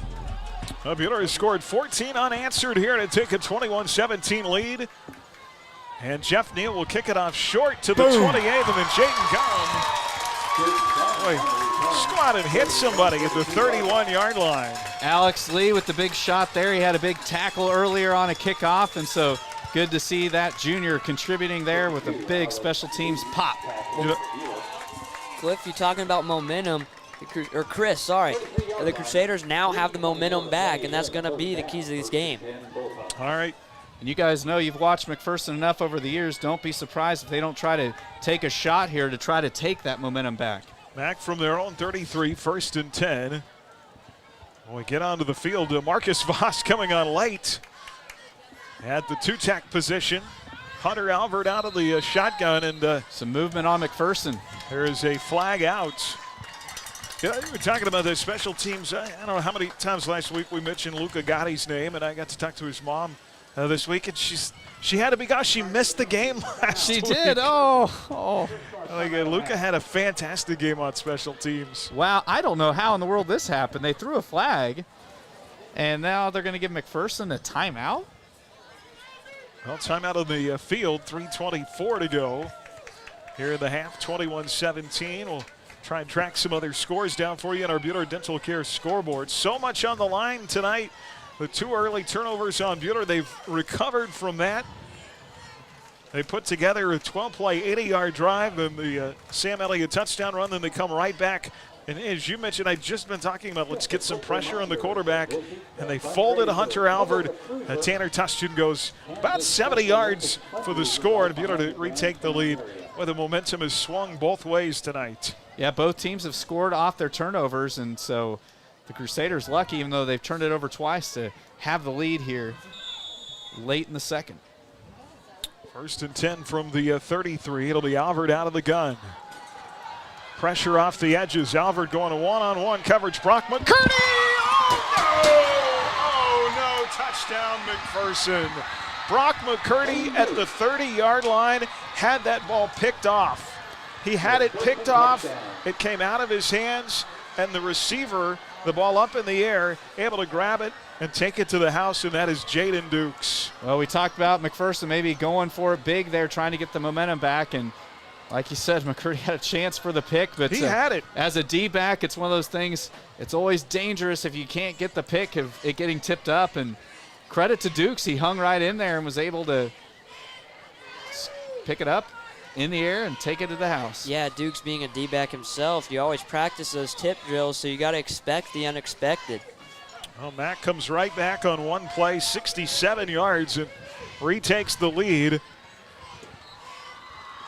And the kick through for Blaze Hoover. 3:10 to go here before the half. 24-21 on HKFM and the Crusaders Sports Network. Mid-Kansas Credit Union, serving Central Kansas from their locations in Moundridge and Buhler. Take control of your accounts and sign up for online banking at mkcu.com with features like remote capture deposit and online bill pay. Member-owned and proudly supporting Crusader arts, athletics, and academics. Mid-Kansas Credit Union at 200 West 2nd in Buhler and in Moundridge. Member NCUA. If you're looking for a late starting college class, Hutchinson Community College may have what you need. It's not too late to get enrolled. We have classes starting throughout the semester. Call 620-665-3535 or email myfuture@hutchcc.edu today. HKFM. Crusader football tonight brought to you by Johnson Sheet Metal, by the Prairie Bank of Kansas, by the Beetle Roundtable, also by Diatech and by Withco Steel Products. Boy, this has been a exhausting game already. Still 3 minutes to go in the half of the kickoff for Mac. It's going to be taken by Matthew Eddy from the 5. Return 20, 25, 30. Great return by Matthew Eddy, getting out across the 30. So Buehler's going to have great field position here. And man, this game, I have a feeling, guys, it's going to be a back and forth seesaw game. So you got to just buckle up and be ready to be high and low tonight. At this pace, it's going to be whoever wins is the one who has the last possession. From their own 32, we need a 3:06 drive here and a score, and then we get the ball to start the second half. That's what we need. Wow. Mac twice tonight has scored on one-play drives. A kickoff return by Dukes, and then Dukes, after McCurdy had the INT, bobbled it loose. Dukes grabbed onto it, 67 yards. Out of the eye, here is Elliott. Left side run, and the pile moving with him forward to the 34. It'll be a gain of 2 on first down. Like you mentioned, Buehler does not have to really hurry here at this point. They have all 3 timeouts left, and the clock running at 2:46 to go. It's not even halftime yet, and this game has been an emotional roller coaster. Yeah, I don't really like those. Yeah, it's had some ups and downs. Second down and 8. Brad out of the gun. He'll put McCurdy in motion, right to left. Play action. Brad to throw. Looking. Wants to throw one-on-one for you-know-who. Incomplete. Boy, you got to throw a flag on that play. Incomplete, intended for Eddy at the 30. And, boy, everybody wearing a maroon shirt tonight here on this Buehler sideline wanted a penalty, but none thrown. He has a post route right over the middle, and Luke Schrader, one of the corners, was in right there in position, and it's all about whether he hit him early. Good coverage. It was a great pass by Brad, though. Buehler was trying to sneak the home run ball there. Incomplete. It'll be 3rd down and 8. Well, now you've got to go back to – tough thing about that is now you've got to convert the 3rd and long. Yep. Clock stops on that incompletion. You don't want to give it back to Mack with any time left. Here's Bradley out of the gun, trips left on 3rd down and 8. Pressure up the middle. Brad scrambling for his life and just has to throw it away.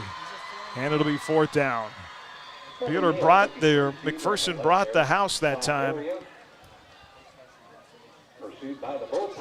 So now a tough situation for the Crusaders as they're going to kick it away to Mack with 2:14 left to go here in the second. And Mack with 2 of their 3 timeouts left. And that's the hard part about the home run ball is if you don't get it, then you put yourself in a 3rd and long situation there and you allow Mack to pin their ears back. Well, you almost want to do that in the 1st down situation instead of a 2nd down because then you'll go straight to 3rd. It'll be 4th down, and Jeffrey Neal to punt from the 25. Gets it away. Nice kick. Taken at the 28-yard line. Returned to the 42. 41. It's where Mack will have it. Now a return from Dawson Gottwald. Yeah, and Alex Lee and on another stop. Special teams tackle along with Tushkin there. So, okay, Mack went yard the last time they had the ball, so be ready for him to try to take another swing for the fence here, fellas. Well, Mack up 2 scores, and then Buhler retook the lead with 14 unanswered points. Now Mack up 24-21 with the ball back. 2:08 to work. Run up the middle, and good second effort for Jayden Gum to the 44-yard line. Picks up 3 yards on first down. Tanner Tustin in on the stop. And so Mack kind of going conservative here, trying to burn some clock off. Buhler needs to come up with another big play defensively. Albert stays out of the gun. Wants to throw, looking for Buckby one-on-one with Campbell. Buckby comes back to the ball and he catches it. Inside the 15, a flag is out into the end zone. Buhler falls on it, but there is a flag down at the 25. Was Buckby down? Well, now, and it all depends on what that flag is. Yeah, it's going to be a horse collar, I believe, because Campbell, as he's going down, grabbed Buckby. The official down at the other end is signaling a touchback. Well, the coaches right next to us are celebrating big time. So they say it's a Buckby fumble at the 15 after the catch. The ball rolls into the end zone, and Buhler downs it there. They signaled touchback, so. But it all depends on what the flag call is, doesn't it? Buckby himself is having a conversation with one of the officials. Pass interference on the offense. Well, Buhler needed a big play on defense, and they just got one. Even though Buckby, let me tell you, even though Buckby able to work around Deontay Campbell and make that catch, great job by Deontay to not give up and force something to happen. Yes, if he had given up on that play, Buckby would have had it unabated all the way to the end zone, but Campbell hanging in there tough and not giving up gives the Crusaders another chance. And so now we are even Steven on the turnover game, both teams with 2 turnovers apiece. Everyone has scored on the possession that they got the turnover off of, so let's see if Buhler can do the same and keep that streak alive. Buhler from their own 20, 1:34 left. Brad under center. Will take the snap out of the eye. Goes to Elliott. Right side run. He's ripped around and brought down after a gain of 1 at the 21-yard line. And one of the Mac tacklers came in a little high with their hand. No call there. Clock continues to bleed down. The Crusaders will snap it here with probably about a minute left to go here in the first half. The question is, do you go conservative or do you go out for the big guns and just try to get another score even though you have the ball in the second half? That's why Coach Warner's paid the big bucks, fellas. I think we'll find out. 1 minute left, second down and 9. And they are going to stay in the eye. And now Brad audibling here at the line of scrimmage. 7 on the play clock. And they'll keep it with Elliott. Elliott breaks free. Boy, he needed to break one more tackle, and he might have gone a long ways. Ankle tackled down at the 27. Well, kind of the fun thing for the Crusaders with Sam Elliott having the big play threat. I mean, just simple handoffs to him could be just as critical or big as a pass play. I think Buhler's going to run this maybe down as far as they can, and maybe they'll take one shot. Yeah, they're continuing to let the clock roll. Under 20 seconds to go here in this first half. Mace McCabe is checked in at a wide receiver. They're going to stay in the eye on 3rd down and 3. Brad to throw. McCabe one-on-one, and he overthrows him incomplete with 5 seconds on the clock. So the Crusaders got the single coverage they were looking for, but they had some help over the top. But now Buhler on 4th down was going to bring the punt unit on. With 5 seconds left on the clock, they're going to punt the ball away. So 2 things here. You got to get them stopped, and you don't want a penalty. Nothing that could keep the game going. Another possession for McPherson. They've nearly scored 3 times on one play. How about a fake punt and a pass? Well, we got a guy back there that could do that. Yeah. Jeff Neal. And he's going to kick it away. High. That is great. High kick, and that is great. Bounces and goes out of bounds at the 46. And it stays up in the air enough time that the clock runs to 0, and Buhler will have the ball to start the second half. Well, what an interesting first half of football it has been here tonight. Each team with 2 turnovers. Buhler scoring on a... well, Coach, that was a crazy first half. It really was. I mean, just a lot of action, and 2 turnovers for us sure didn't help us, that's for sure. Take away those turnovers, it's a whole different. We've got to do a better job on the ground. First quarter. Medicine, hand surgery, and fracture care. With over 25 years of combined services. All right, thoughts from Coach Warner there. It's been an interesting first half. 24-21. Of course, Mac took the early 2-score lead. They were up 17-7 in this game. And then Buhler scored 14 unanswered to come right back to take a 21-17 lead. But Mac scoring on a Jaden Duke 67-yard reception, 24-21 here at the half. We'll break it all down coming up for you. And, of course, our Prairie Bank of Kansas halftime report. Big weekend coming up in Crusader Athletics. Our tennis team hosting regionals tomorrow. Golf will host regionals Monday. And, of course, soccer happening as well. And coming up here, we'll talk with head soccer coach Branson Felty. Crusader football on HKFM brought to you by Midway Motors, by Fee Insurance, by APAC Shears, by H&R Block, and by Hutch Rec. Back with more after this on HKFM, the Crusader Sports Network. Stay tuned for tonight's Prairie Bank of Kansas halftime report. Prairie Bank of Kansas, serving Central Kansas since 1886. Coming up, an in-depth look at Crusader athletics and activities with This Week in Crusader Sports. Prairie Bank of Kansas is a local bank with local concerns. You'll find us in the heart of the community, helping wherever we're needed. We enjoy working with local schools to help promote activities like sports and extracurricular learning. We hope you support these valuable activities too. We'll be right here with you. Visit one of our locations in Stafford, Buhler, Inman, or Hutchinson, or check us out online at prairiebankks.com. Prairie Bank of Kansas. How banking should be. Steve here from Red Rock Auto Center in South Hutchinson. Routine maintenance of your car ensures that it will deliver the performance that you need and expect. Make sure your vehicle is ready for that next road trip by scheduling a visit today. The better you take care of your car, the better it will take care of you. Red Rock Auto Center in South Hutchinson.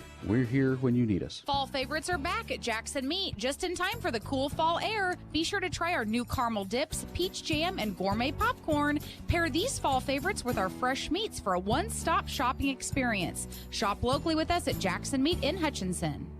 And back here at halftime, our Prairie Bank of Kansas halftime report tonight. Aaron West here as we talk Crusader soccer with head coach Branson Felty. Coach, good to have you on. Thanks for your time, buddy.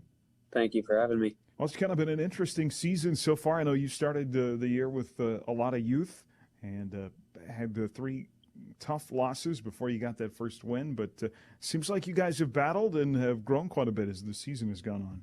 Yeah, we've grown a lot. Just well, it seems like a long season, but it's really just been a short amount of time. We're still figuring ourselves out. As you said, we do have a lot of youth, but I think we are coming together, and I look to make a late push into the postseason. Yeah, absolutely. You picked up a couple of key wins here in the last week or so. Beat Rose Hill and Mulvane both in league, so those are big. Had a tough battle last night, came up just short, but as we said, some encouraging signs. What are some improvements or some things that have been encouraging to you? Well, just the game last night. It showed my team had no quit.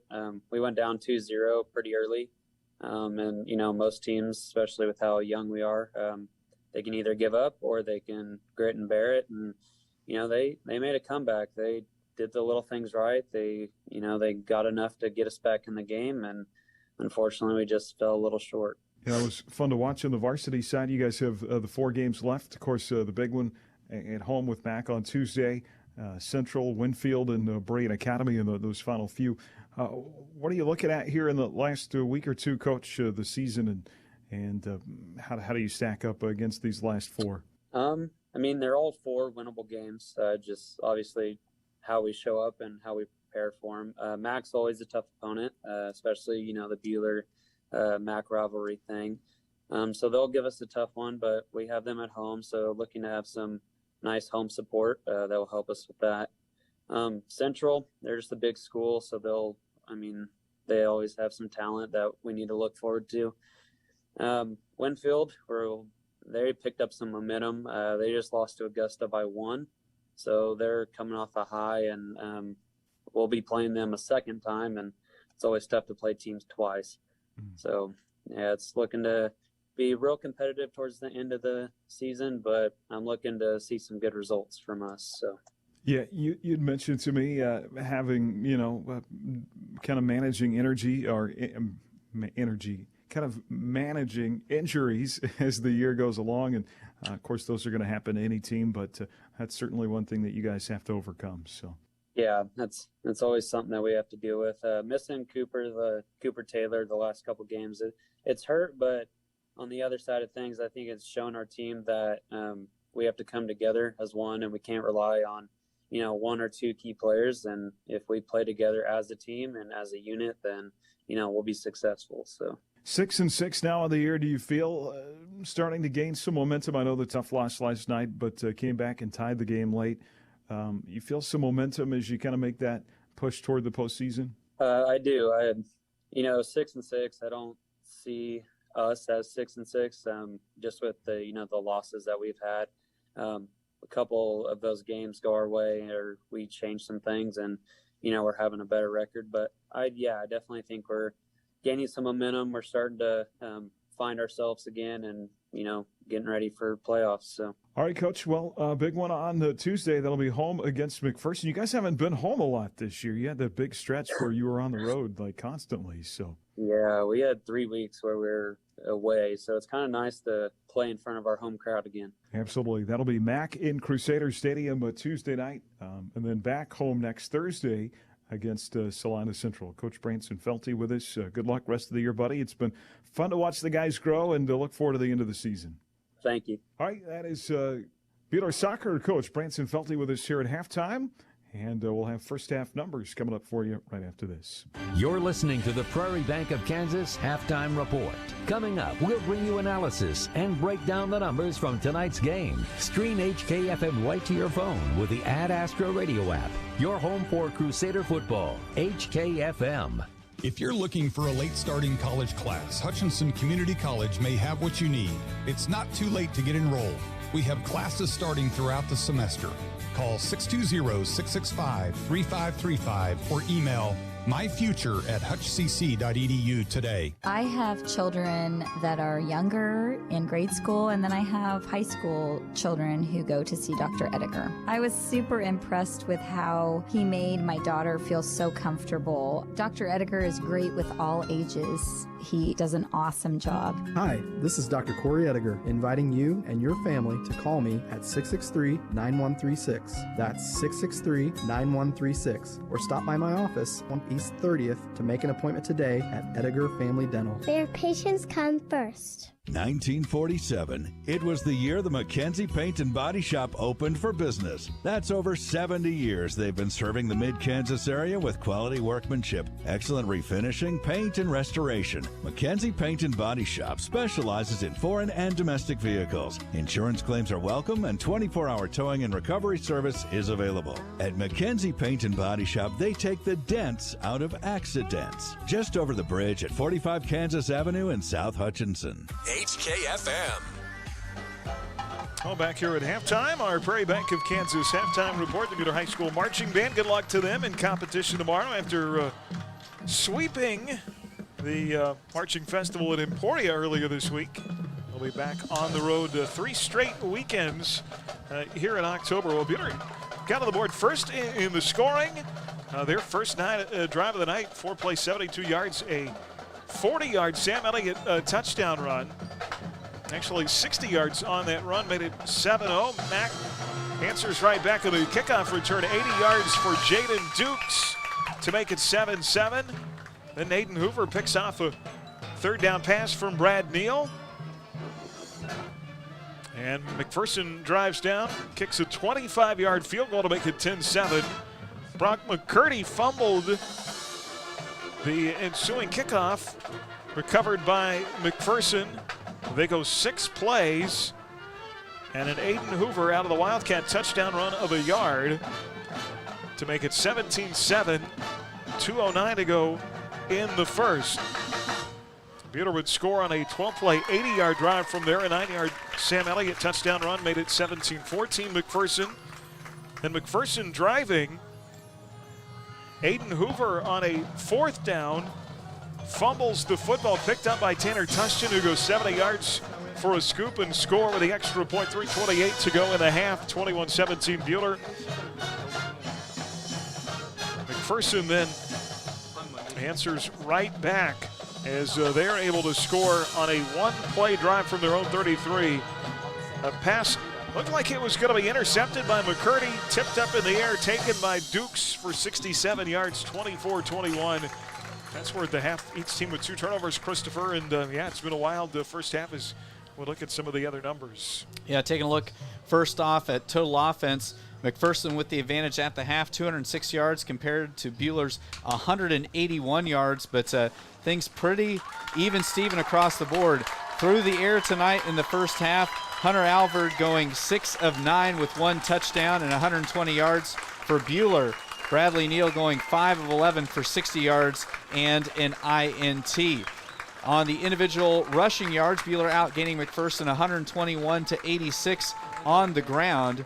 And another big stat that really stands out tonight is that McPherson is right at 50% on 3rd down conversions, and they are 1 for 1 on the 4th downs. Buhler 4 of 7 on 3rd down. So Buhler doing a good job converting on 3rd down, hasn't had to go for it yet on a 4th down. Individual rushing yards, Sam Elliott leads the game. He has 13 carries for 126 yards and 2 touchdowns. He's averaging almost 10 yards a rush. And for McPherson, their leading rusher at the half is Jayton Gum. He has 5 carries for 35 yards. Hunter Alvord 2 carries for 25, and Sky Schreiner with 8 carries for 21 yards. Tanner Tustin and Bradley Neal both with a couple carries and negative yardage tonight.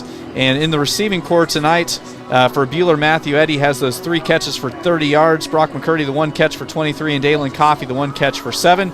Leading receiver at the half for McPherson, Jaden Dukes, has 1 catch for 67 yards and that touchdown. Trey Buckby, 2 catches for 48 yards. Edgar with 1 catch for 4. And then Seth Madron has 2 catches for a yard. And that rounds out the Buhler stats and McPherson stats here on the Adams Brown look inside the numbers here at the half. Yeah, Adams Brown, the strategic allies and CPAs, proudly serving businesses in Kansas for the past 70 years, online at adamsbrowncpa.com. 24-21 Mac at the half. And more coming up, our Prairie Bank of Kansas halftime report on HKFM and the Crusader Sports Network. Find Prairie Bank of Kansas online at prairiebankks.com. The Prairie Bank of Kansas halftime report continues with tonight's This Week in Crusader Sports. Follow our Crusader football coverage on the sports page at adastroradio.com. Rise and shine. It's daylight time and time to go to your happy place. October is a fun time at your 30th Street Daylight Donuts. Pumpkin spice, apple spice, and all your favorite fall flavor donuts are here. Daylight Donuts are always a perfect way to celebrate or say thank you. Order ahead for bigger orders and we'll have it all boxed up and ready to go. In fact, you can place your order right now at HutchinsonDaylightDonuts.com. Happy fall, y'all, from your 30th Street Daylight Donuts. Hi, this is Buhler head football coach Steve Warner. If you'd like to stay connected with what's going on within our program, I'd like to invite you to sign up for the Buhler Football Weekly Roundtable. It's a newsletter emailed weekly to Buhler High School football supporters. To sign up for the Football Weekly Roundtable, just send an email to crusadersrt@gmail.com. That's crusadersrt@gmail.com. At Dick's Phillips 66, our family has kept motorists on the road for nearly 60 years. Hi, this is Janet Dick, inviting you to stop by our locally owned station at 1215 East 4th in Hutch. Dick's offers top-tier gasoline, grab-and-go food options, and friendly service. Wherever you're headed, every journey begins with a stop at Dick's Phillips 66, 4th and Stevens in Hutch. As we head into fall, it's time to start thinking about all our favorite tailgating and game day foods. At Yoder Meats, we want to help, and we've got all the right products to make any meat-eating experience great. Ribs, pork butt, brisket, multiple sausage and brat flavors, rolled and tied chuck roast, and so much more. Stop by your favorite Yoder Meats location today to pick out your next fall event's main meat course. Follow us on Facebook for all the latest information and specials. Taste the old-fashioned flavor at Yoder Meats in Yoder and 3 locations in Wichita. Well, welcome back here at halftime, Area of the West. From the Allen Samuels broadcast booth with This Week in Crusader Sports. Buhler Soccer moved into the top 10 of the state rankings at number 8 this week. They were coming off back-to-back wins over Rose Hill and Mulvane. The Crusaders battled back and forth with Wichita Classical Thursday night at Crusader Stadium. They were down 2-0 at the half. Buhler evened the score then at 2-2 on an Amos Harder goal with 7 minutes left.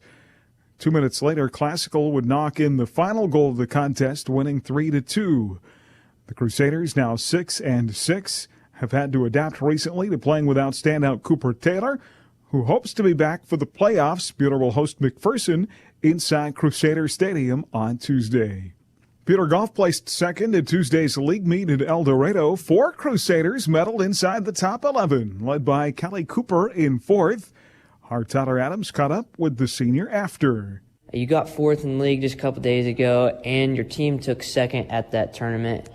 Otherwise, how's the season been going overall? It's been going really good. All the girls, we get along really well. We're all playing really well. We're doing our best. We're placing, we're scoring well individually and as a team, so we're all trying our best. What are you guys looking forward to, and what is your guys' goal going into regionals and state? Well, our goal for next week on Monday for regionals is just to get the best score that we can, hopefully make top 3 team, make it to state. But if we do end up making it to state, we just want to do the best that we can. It's not necessarily about placing, it's just finishing well and playing the best that we want to and getting the scores that we need. So the Crusaders now set their sights on the postseason. They'll host a 4A regional on Monday at Heston Golf Park. It was a great day on the course Thursday for Buhler Cross Country. The middle school and high school teams combined to earn 7 first-place team finishes. Hayden Keller set a new PR in the varsity boys race, sprinting to a second-place time of 16:06. On the varsity girls side, meanwhile, Lindsey Warner crossed the finish mat 3rd with a time of 20:41.1. Warner spoke with our Tyler Adams following the race. So this year, what's the comparison? It's been pretty young, not very many experienced varsity runners. What's been the change for the team this year compared to having all those seniors last year? Well, you're absolutely right. The team has been pretty young this year, which has been a little bit of a learning curve at first, but we're all a pretty tight-knit group now. The group of seniors last year was very deep. They were all really good friends, and it just made the team more of a family, but I think that we're working back up to that point this year. So being the leader of the team, what's it like taking that role, just having to step up and lead? It's a little pressure, but it's really not that bad. It's been pretty fun being able to be a role model to all those girls, and I feel very honored that I get to be someone that they can look up to. So going into the postseason, what are your guys' goals, and what is it going to take to be able to qualify for state? Well, our goal this year has been pack running a lot. Another junior, Taryn Horning, has been running pretty close behind me, and so we've been leading the pack, and people like Maya Durantes and the rest of the sophomores this year have all been pack running behind us, and I think just working together as a team is really going to take us where we need to be. Buhler next heads to Mulvane for league next Thursday. Buhler volleyball is on the road tomorrow for tournament action at El Dorado. Tennis, meanwhile, will host a 4A regional tomorrow at the Balzer Tennis Complex. The regional also includes McPherson. The top 6 singles and 6 doubles players will all advance on to the state tournament. At Augusta Monday night, JV football scored 26 unanswered points in the second half to down Augusta 26-0. Gavin Patton, Braden Gentry, and Jeffrey Neal all contributed rushing touchdowns in the win. The freshman team, meanwhile, pulled out a 33-32 win on the road at McPherson. The winning score came on a quarterback sneak by Brendan Skripsick. McPherson pulled within 1 late in the 4th, but then on a 2-point conversion try to win the game, defensive tackle Bodie Redenbaugh made a great play. Week 6 of the high school football season, a lot of big games around the area. We'll come back with a look at our Buhler Dental Care scoreboard after this on HKFM and the Crusader Sports Network. This has been the Prairie Bank of Kansas Halftime Report. Prairie Bank of Kansas, serving Central Kansas since 1886. Join Aaron West and Chris Shank every Friday night for Buhler Crusader football. The second half kickoff is coming up next on HKFM. Neufeld's Flooring, your experts in design and installation of carpet, tile, wood, and vinyl floor covering. Proudly sponsoring Buhler High School activities, Neufeld's Flooring in downtown Buhler. Hi, I'm Dr. Dal Hunt with Buhler Dental Care.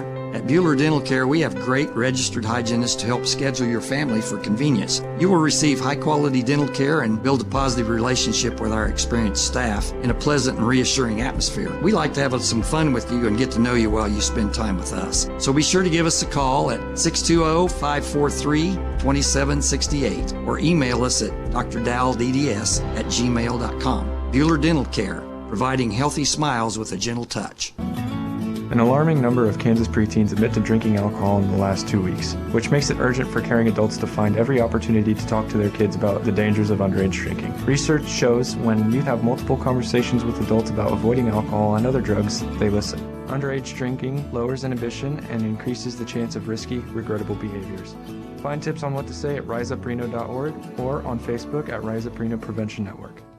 With Progressive, Wade Patton Insurance will make shopping for car insurance simple. Progressive leads the way when it comes to available discounts, claim forgiveness, and customer service. We're excited to discuss how their innovative Snapshot program can potentially give you up to 30% off your premium. Progressive also is very competitive on motorcycle, boat, and RV insurance with benefits like disappearing deductibles. Wade Patton Insurance is your local Progressive insurance agency. Call us today at 662-5469 or stop in at 527 North Main for a no-stress, no-obligation quote. HKFM. All right, hi everybody. Welcome back here on Prairie Bank of Kansas halftime report. Well, interesting strategies here as Coach Warner has had his guys out way early. They've been out already for a couple of minutes now out of the locker room, and it's trying to keep them loose, I think. And Max just now getting back on the field. Yeah, there's always an art to how you handle your pregame and your halftime and everything. And there's some nights that you need more time to visit with your players. Some nights there's where you're just ready to get back out there and get after it. And, both of these staffs, especially Bueller, they're really going to be excited here for this first possession to open the third. All right, our Bueller Dental Care scoreboard will update you on what's happening elsewhere tonight. Halftime scores. Newton leading Goddard 17-10. Mays over Mays South 28-7. Salina Central 7. Arc City nothing at the half. Hutch High leading Salina South 13-0. Cheney over Holcomb 12-0.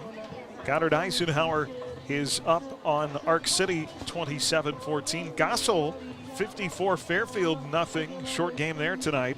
El Dorado leading Wellington at the half 24-16. Hayes over Dodge City 13-0. Hoisington is up 14-0 over Ellsworth. Bishop Miege at the half leading Blue Valley 14-10. Pratt up over Hugoton 30-0, Chris, and Derby leading Campus 35-7. Some of the scores I have from elsewhere on the Ad Astra Sports Network. Trinity Catholic leading Sterling over at Smizer Stadium 14-12 at the half. Garden Plain leading Kingman 7-0 at the half.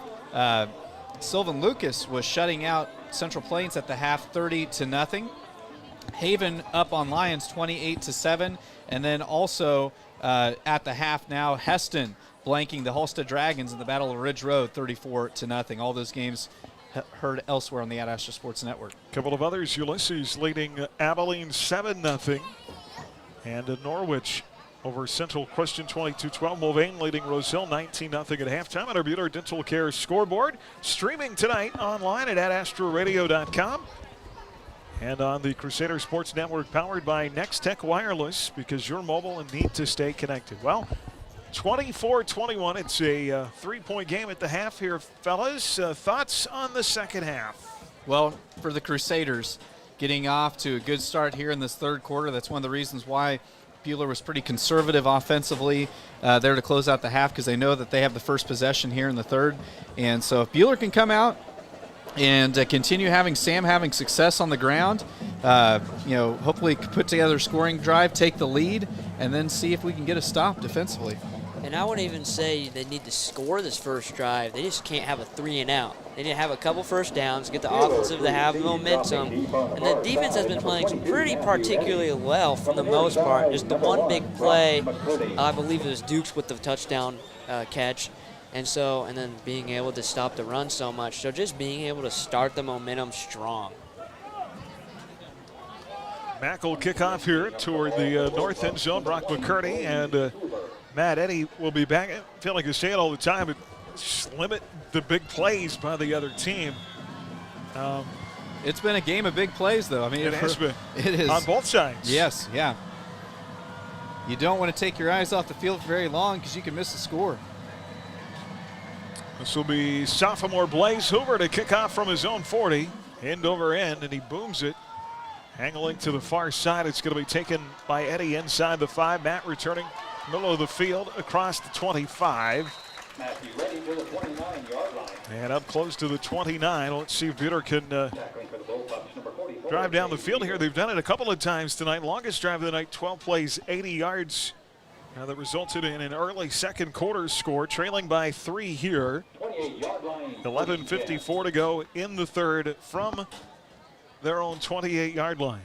Mack has not shown a consistent ability to be able to stop Bueller's running game tonight. Yeah, the Crusaders have done a great job blocking up front. Sam Elliott has been able to get to the second level repeatedly from the tailback spot tonight. Out of the I formation.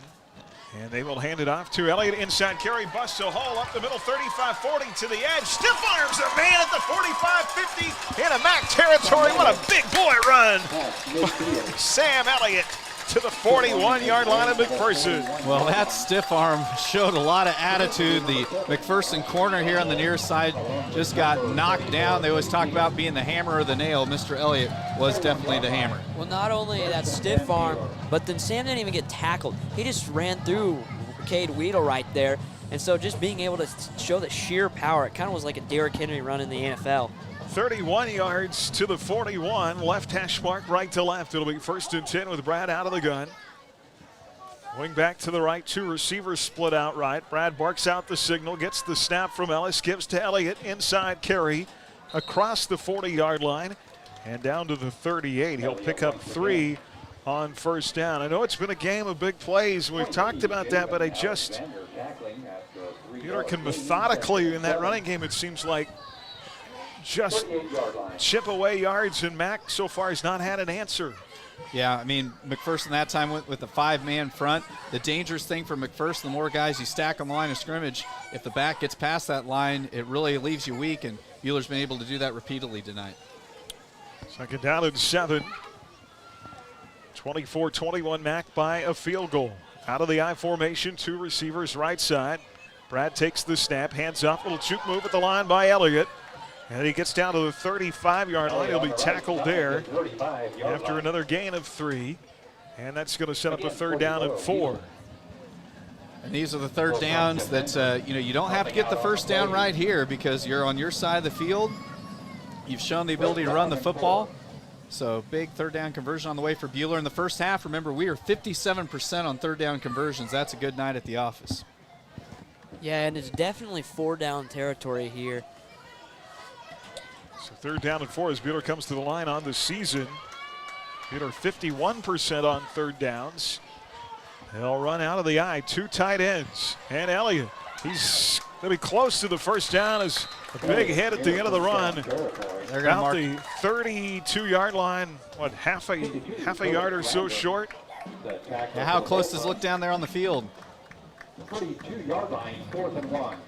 I think it's going to be a yard. So big 4th down on the way for the Crusaders. They had no 4th down conversions in the first half, but I don't believe we went for it on 4th down. All right, 4th down and 1. Bueller not able to convert there, but they need a yard for the first down. They'll stick with the 2 tight ends out of the I formation. Brad Neal's going to hand it off to Elliott, and Sam gets stood up. Second effort, I don't think he got it. McPherson with a huge stop. Sam Elliott's second effort got close, but he's going to be about a half a yard shy. Yeah, Jace Meinier was able to get through and hit him before he could get to the line of scrimmage, and then one of the other pup defenders was able to stop him just short. So tough break for the Crusaders as they're not able to convert there on 4th down. So McPherson, essentially what equates to a turnover, will take the ball over on downs from their own 32 with Hunter Alvord out of the shotgun. Each team with 2 turnovers in the first half. Alvord will work with trips left on first down. Play action. Van Bruggen in his face. Receiver caught over the middle, flag out at the end of the play. Trey Buckby catches it right at the first down, stick of the 42. And there was a flag down right near the play. Flag on the play. And just from reading the body language of the Crusaders, it might be on us. Nope, illegal, ineligible receiver downfield, so that's a great break for Buhler.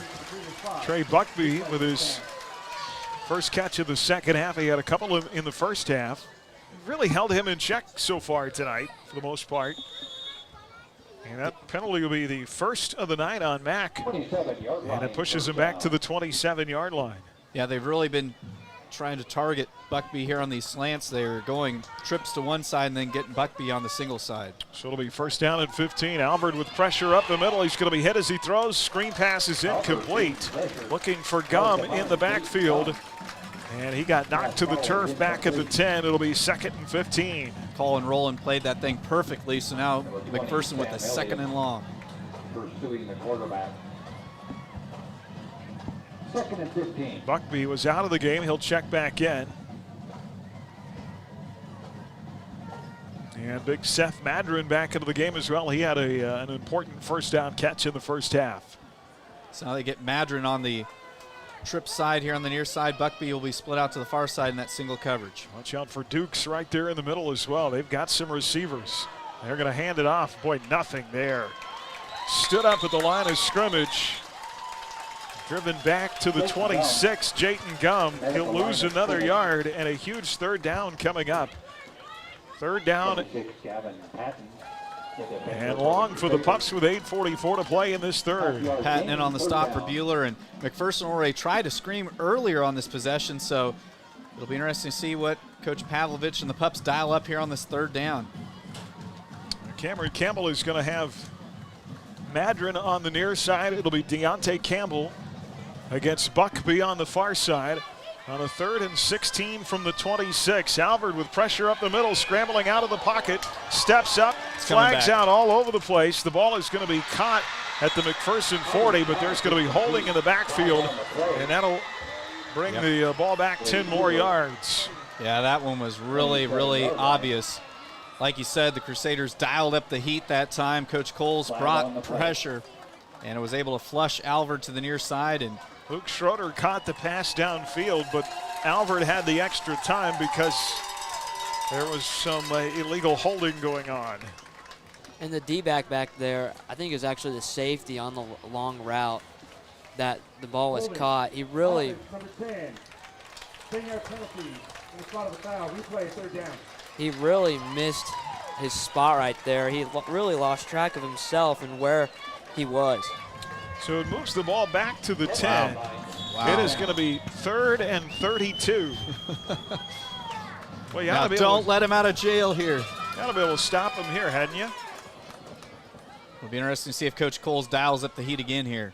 Albert will work out of the shotgun inside his own 5. They only got a 3-man front. 2 receivers to the near side, 1 to the far. Albert to throw. He wants to heave it. Double coverage down the near sideline, and it's incomplete. Great coverage on the far side by Deontay Campbell. Also helping over the top was Wise Carver. Great coverage for the Crusaders. Looking for Buckby over on that far side. And so the Crusaders aren't able to score on their first possession, but the defense answers the bell here and will force McPherson to punt it away. So it'll be 4th down, I believe. Is this Mac's first punt tonight? Yep. Do you believe? Yes, it is. And Buehler's been going with a different look on the punt returns tonight, actually dropping 2 guys back as returnmen. High snap. And Hoover will kick it out of his own end zone. It's going to be fair caught at the 40. And Eddie making a heck of a fair catch. People a lot of times don't realize how spooky making a fair catch is, because you can wave and you're protected, but if you drop it. Well, that and also kick coverage teams have been known to light guys up before, even though they've called for the fair catch. And so great job by Eddie fielding that. This is going to be great field position for the Crusaders at the MAC 40. Well, and that's, I mean, you got, even though you're not supposed to be touched, you still got guys buzzing all around you. Yes, yes, yes. That is a dangerous predicament to be in as a return man. It'll be 1st and 10. Buehler at the McPherson 40. Out of the I formation, 2 receivers to the near side. Neither team has scored yet in the second half, 24-21. And here's a near side run. This is Tustin at the 30. The fullback carry has a first down to the 20-yard line. Great run by Tanner Tustin as they just did a little counter play. He took the handoff going to his right and then cut back to his left, and McPherson defense wasn't ready for him, and great carry by Tustin. I think that's his career long right there. Oh, yeah, 19 yards down to the 21. And that really is one of their first successful fullback plays of the season. Really haven't had a lot of success like they have in a couple years, but good to see him going like that. 1st and 10, left hash mark of the 21-yard line. Bueller hunting the lead back, nearing the red zone, out of the I formation. Down to 10 on the play clock here as Brad snaps it from Ellis. Hands it off. Elliott finds a hole up the middle and sneaks his way down to the 16-yard line. Kind of a burrowing play that time by Sam Elliott, as he could see that there was a lot of defenders for McPherson that were working to the outside, and so he's able to cut inside of him. Great first down carry for Sam. Gain of 5 on the play. It'll be 2nd down and 5. Clock running at 6:45 to play in the 3rd quarter. 24-21. They stay in the I formation. Brad takes the snap. Wants to pass, rolling out to his right, over the middle, and incomplete. Neal's pass incomplete. Don't know that the receiver was where Brad intended him to be. Maybe we're looking for the slot receiver over the middle in the end zone, but not there. Yeah, Eddie was over along the far sideline in the end zone. That was kind of thrown to the middle 3rd. That'll bring up 3rd down and 5. And I figure you're in 4-down territory here. Out of the I formation, Bueller went for it on 4th down of their last series and came up short on 4th and a yard. Brad to throw. It is caught at the 10. And it is a 1st down, 1st and goal.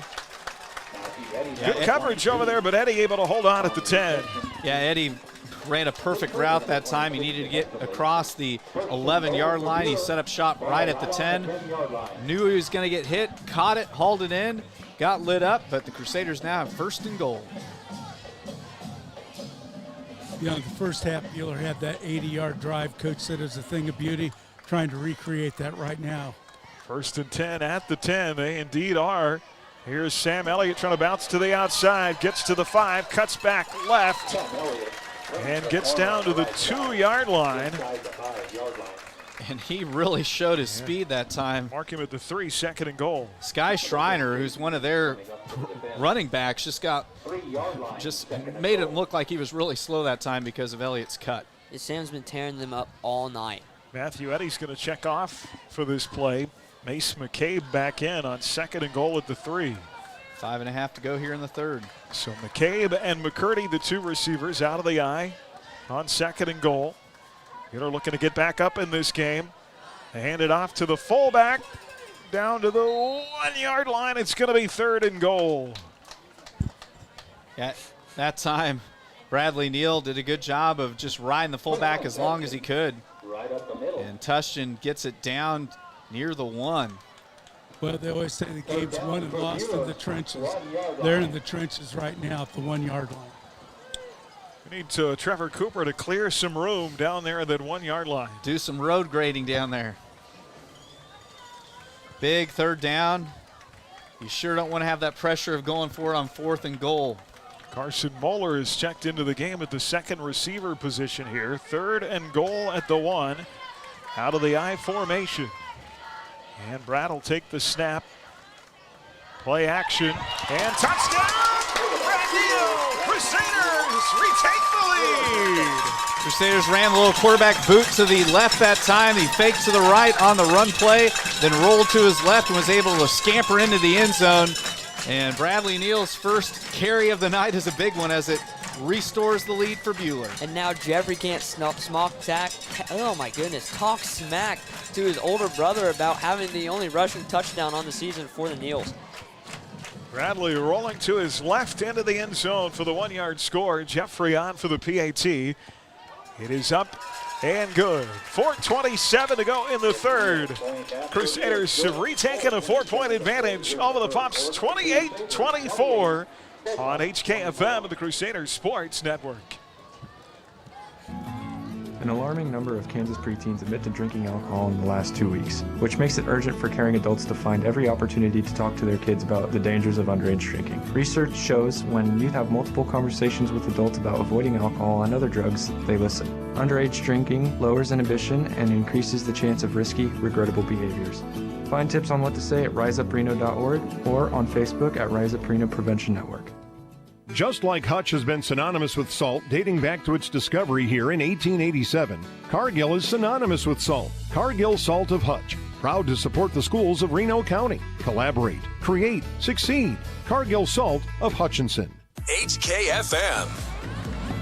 Well, back here in the third quarter, 4:27 left, 28-24 after a 1-yard touchdown run by Brad Neal. Short kick taken at the 26. Return to near the 39 for McPherson. As Gavin Weedle. I'm way more comfortable with Gavin Weedle returning the football than some of those other guys. But another special teams tackle there by Luca Gotti. Last week had all those kickoff coverage tackles, so good to see him getting going defensively. McPherson down 4 from their own 39. Well, if I was, go ahead. I was just going to say, guys, this has to be the buffest officiating crew I have ever seen. These guys are all world. Well, they're working hard tonight. It's a big game. They bring in the big guns. 1st and 10 at the 39. And a handoff up the middle and nothing there. Boy, Jayton Gum has just had no luck running the football tonight. Yeah. Stopped after a gain of 1. Elliott and Van Bruggen just corralled him, and I wanted to use this, collared him. I wanted to have all sorts of pup references tonight. Well, Van Bruggen is absolutely hyped right now, trying to get the crowd into it, waving his arms and everything. Aaron, you said it right when you said bringing in the big guns. These guys got some big guns. But Chris has always talked about winning third quarter. So far, Bueller is doing it. The Buellers outscored their opponents in the third quarter, too, this year, 40-13. 2nd down and 9 from the 40. And the quarterback is going to be hit and dropped in the backfield. Hunter Albert under pressure, nowhere to throw the football. Good coverage. Back to the 33. Gavin Patton with the quarterback sack for the Crusaders. He's hyped up, and now we're having an instant replay of McPherson's last possession. If you remember, they had 3rd and long, which what that allows the defense to really do, D linemen and linebackers can start teeing off on Albert. The thing about it, that last possession was technically a 3-and-out. Here's interesting. Talked about winning the third quarter. Bueller has outscored teams in the 2nd and 3rd in the middle part of the game this year by 68. Let's hope for another 3-and-out right here. 3rd and 16 at the 33-yard line. They'll put a receiver in motion. Trips to the left. Albert. Boom! Back at the 25. Wow! That time pouring in Dalen Coffey. Good to see him back out there playing. Crusaders just had 3 down linemen that time. Then they walked up Tanner Tushton, and the Crusaders were able to get that heat with just 4 guys coming, and another 3-and-out. Bueller is glad to see him out there. I'm not sure McPherson is so glad to see him out there. You know, there's got to be, if you're a lineman, a linebacker, there's got to be no better feeling. Oh, a quarterback sack. Than blasting the quarterback. It is a thing of beauty when it's your defense throwing the lumber.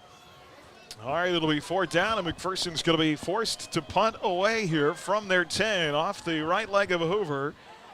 And McCurdy's going to get away from it. He'll let it bounce. It takes a McPherson roll to the 34-yard line. And that's a smart play there as a return man on punts. If you ever have a doubt, get away. Punts are scary. I'm going to be honest. Punts are scary.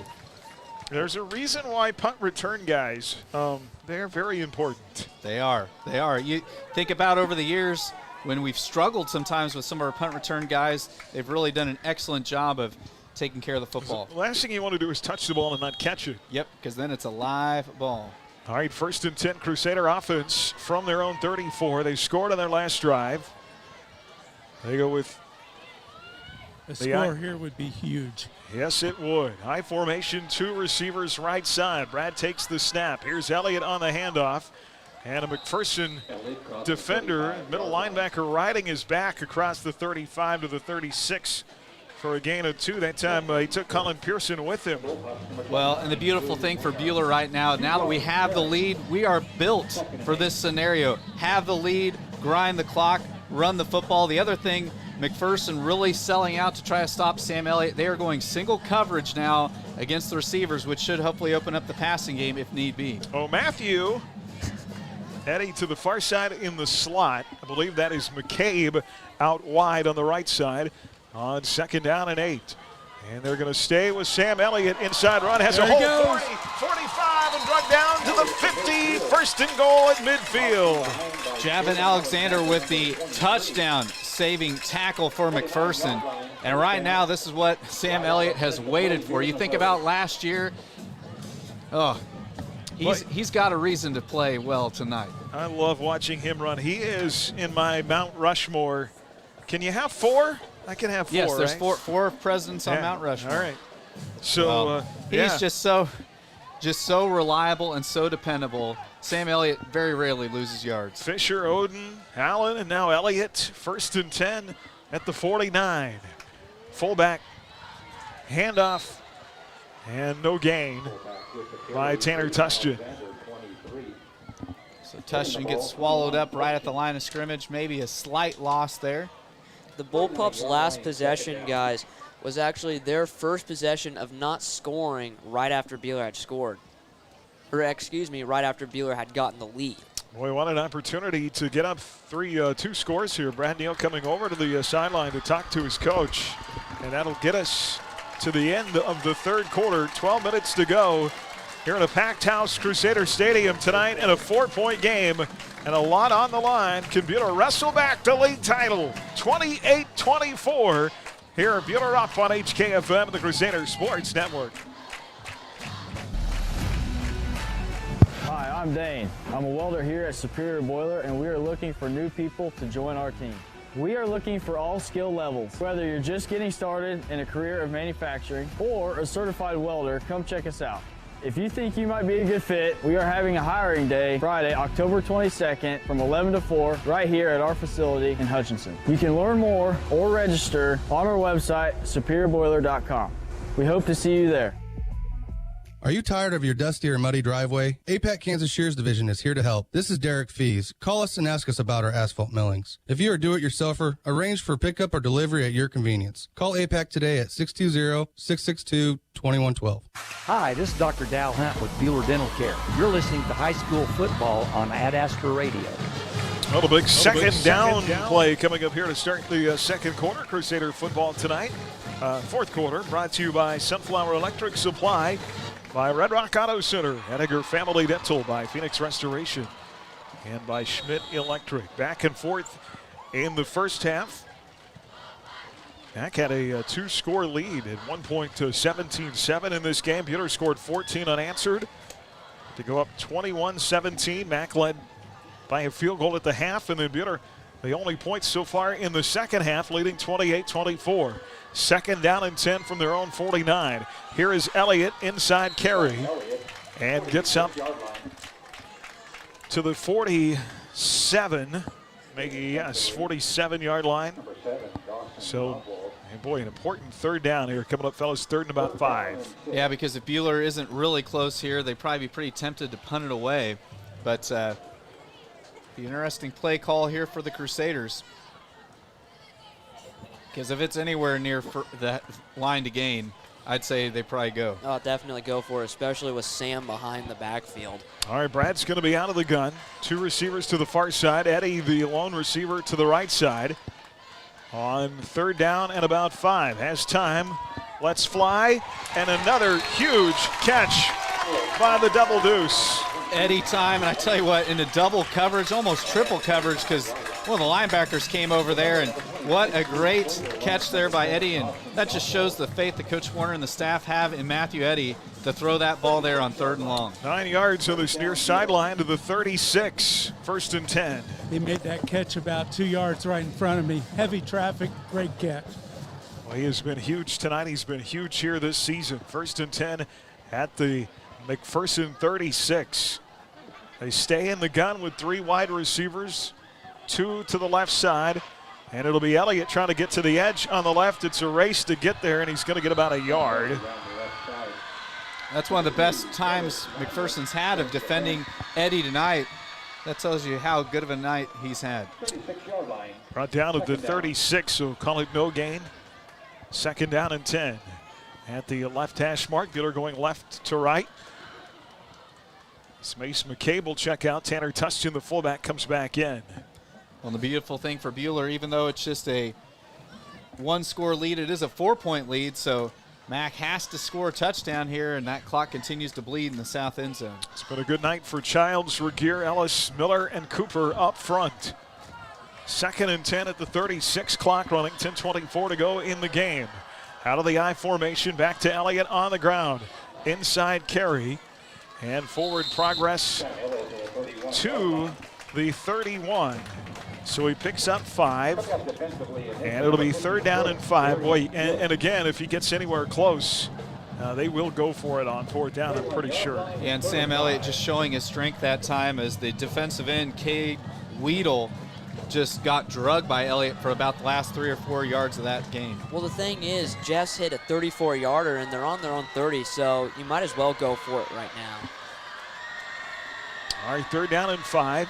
Out of the eye, single receivers either side. Play action, Brad rolling out. It's a quarterback keeper. He's got the 1st down inside the 20 and out of bounds near the 19. Bradley Neal has done a great job when he's been called upon to run tonight. It was the play he scored on earlier where he booted to his left and takes it down near the 20, and the Crusaders are knocking on the door of the red zone. You know, all the McPherson defenders figure it's going to go to Elliott. That boot's a great call. Rolling around to the left side. I need me a good pair of boots. Gain of 9, 1st and goal at the, or 1st and 10, sorry, at the 20, as they're back in the McPherson red zone. 9:37 to go in the game, up 28-24. They'll stay in the I formation, 2 receivers to the right side. Here is Elliott, carry again, and he gets brought down after a gain of 3 to the 17-yard line. Boy, even on a play there, we've talked about this so many times where it looked like he might get stood up at the line of scrimmage. He still finds 3 yards. He's such a tough runner, not afraid of contact, keeps those legs a-churning. And it's one of those things, I was just thinking about it. Everybody inside of this tree line knows Sam Elliott's going to get the ball, and he is still gashing McPherson. This is a beautiful drive right now, chewing as much clock as they can and still moving the ball. This will be the 10th play of the drive. 2nd down and 7 coming up here. They'll stay in the I formation. They'll stay with Sam Elliott at the 15 to the 10. Flag is out. Inside the 5 and out of bounds. We'll see what the flag is. It was really late. I think it might be a block in the back. There was a bullpup and a Crusader tangled up in the backfield. It's definitely something on the Crusaders. And Sam Elliott was upfield before that flag came out. I mean, it was a really late flag, but it's going to go against the Crusaders. Yeah, blocking the back on the Crusaders. 10 yards from the spot of the foul. So Sam Elliott, instead of a 1st and goal, you know, then that's one of those plays where that's one of those where it didn't even affect the play. Yeah, it was late. It was one of those situations, too, where the Crusader that was out there blocking kind of let up, but he did clip him just ever so slight in the back, and Mac lobbies and gets the call. But nice thing is the Crusaders have plenty of downs here to try to get that 1st down. 2nd down from the 24. They need the 9-yard line for a 1st down. And that's tough when Sam was running away from where that flag was. Out of the gun to throw over the middle. Caught by Van Bruggen at the 10. He's got the 1st down to the 5. Pushing his way to a 1st and goal near the 4-yard line. There was nobody there on the tight end dump. Van Bruggen just found a little spot right in the McPherson secondary. Set up shot. Neal delivered it perfectly. And he picked up some nice yak that time. Bo wanted to score there, guys. He was dragging some defenders from McPherson, but what a great call there for Buehler as they have 1st and goal now at the 3. Longest catch of the year of 21 yards for Bo Van Bruggen. That is his 8th of the season, and it sets up a 1st and goal at the 3-yard line, and Buehler's got 4 downs here to punch it in. Clock continues to roll. We're under 8 minutes to go. Under center, Brad Neal. They've got 3 backs behind him in the backfield. It'll be Elliott, the third guy through. Starts right, goes left, down to the 1. Picks up 2. It'll be 2nd and goal. That formation is called the A formation, where they bring the super back in, put him right next to the fullback, and just try to power their way in.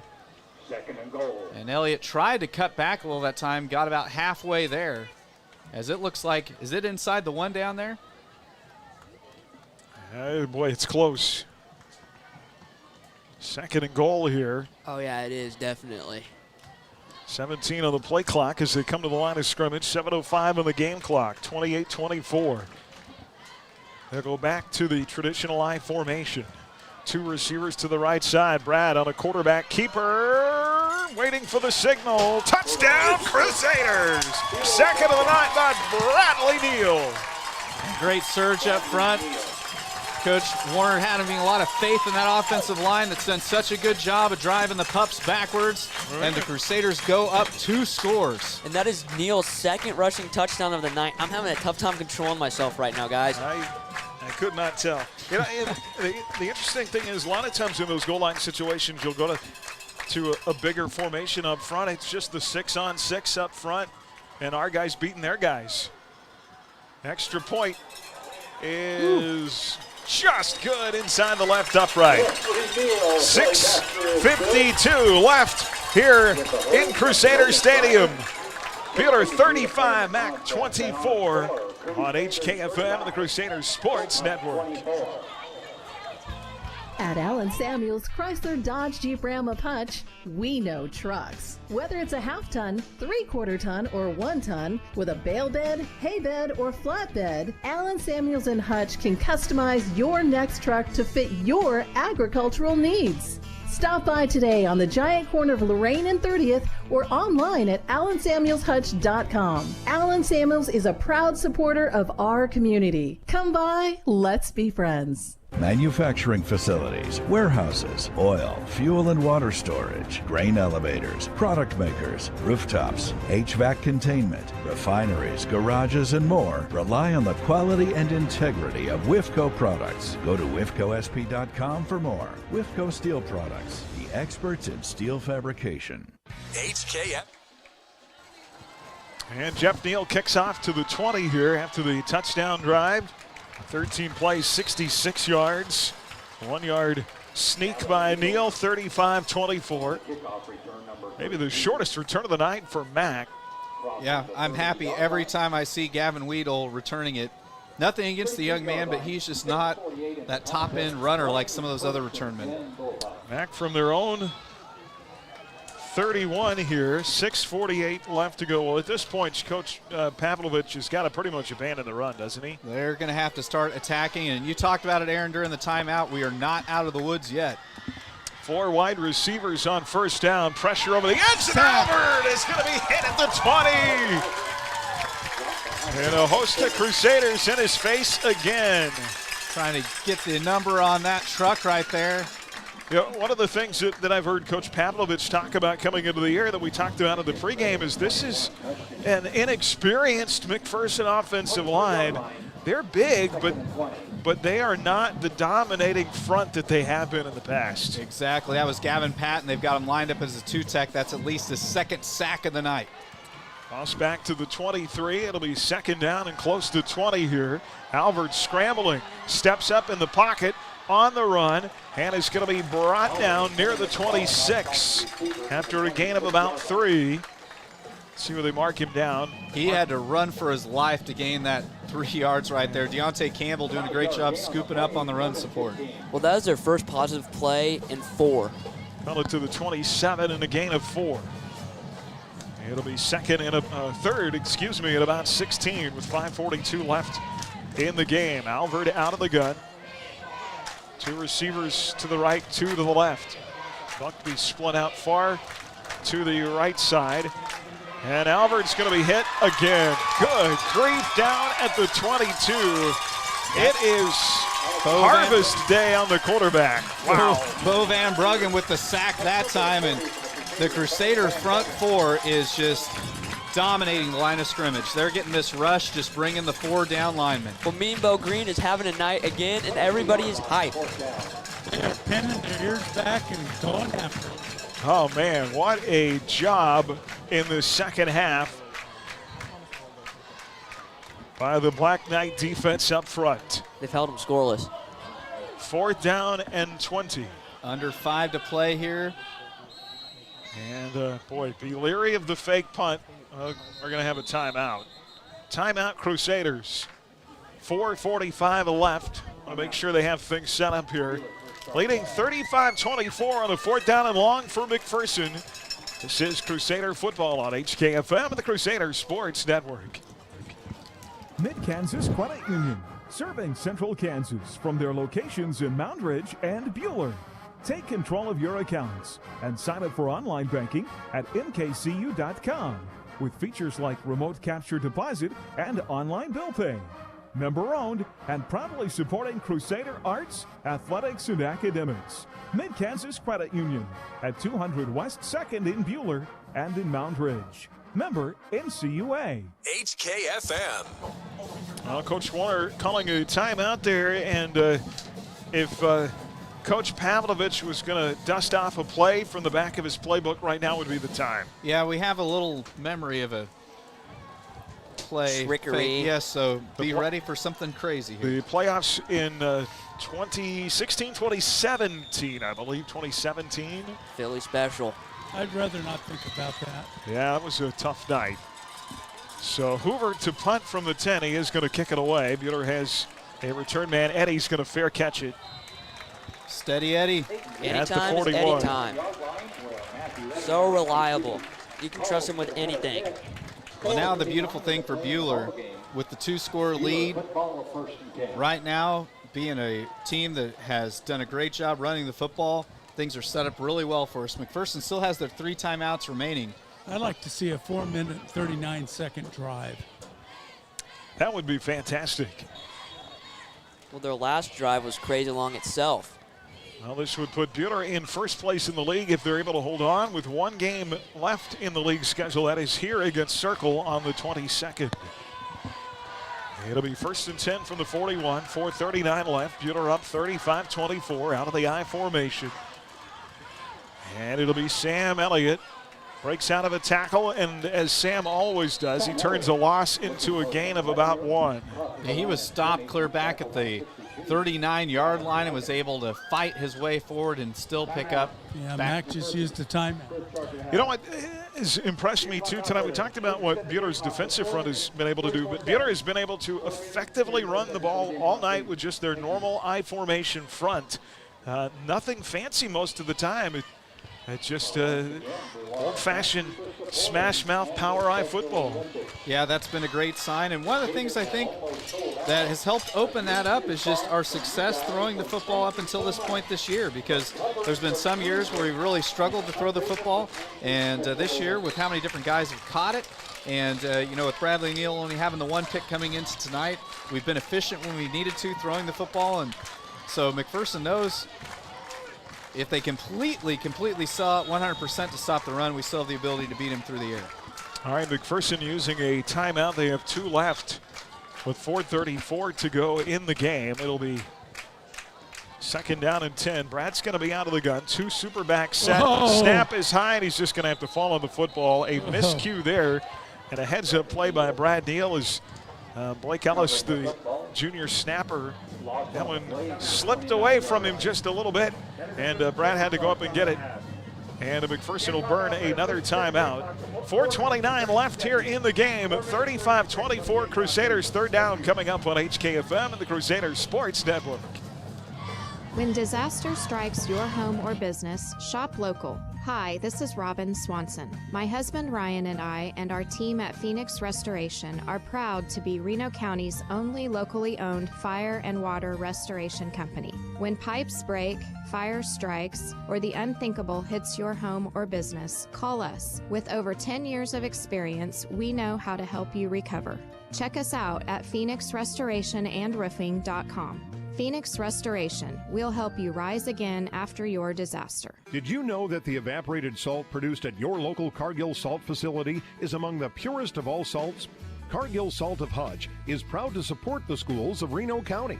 Collaborate, create, succeed. Cargill Salt of Hutchinson. HKFM. All right, there's a flag here. And after the illegal substitution, we had 12 guys in the huddle. After the high snap, Brad has to fall on it. Now we have an illegal substitution penalty. So they're kind of hurting themselves here. They push it farther back. It is going to be third in an eternity.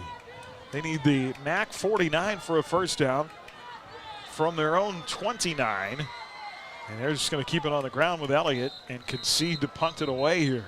Well, and the nice thing, too, that forces McPherson to burn their final timeout. If Bueller tried to throw there and they throw the incompletion, Matt can save one of their timeouts.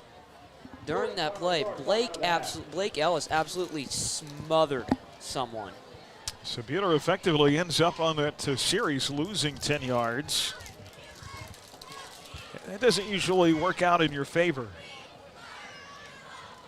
Not a recipe for success. And they'll have to punt it away. Well, kind of a quiet weekend of college football in the Big 12. KU, K-State both off this weekend. Sterling College, it is Sphinx Hillings Fest up in Lynchburg, a homecoming for the Bethany Swedes. I'm glad you said that, Aaron.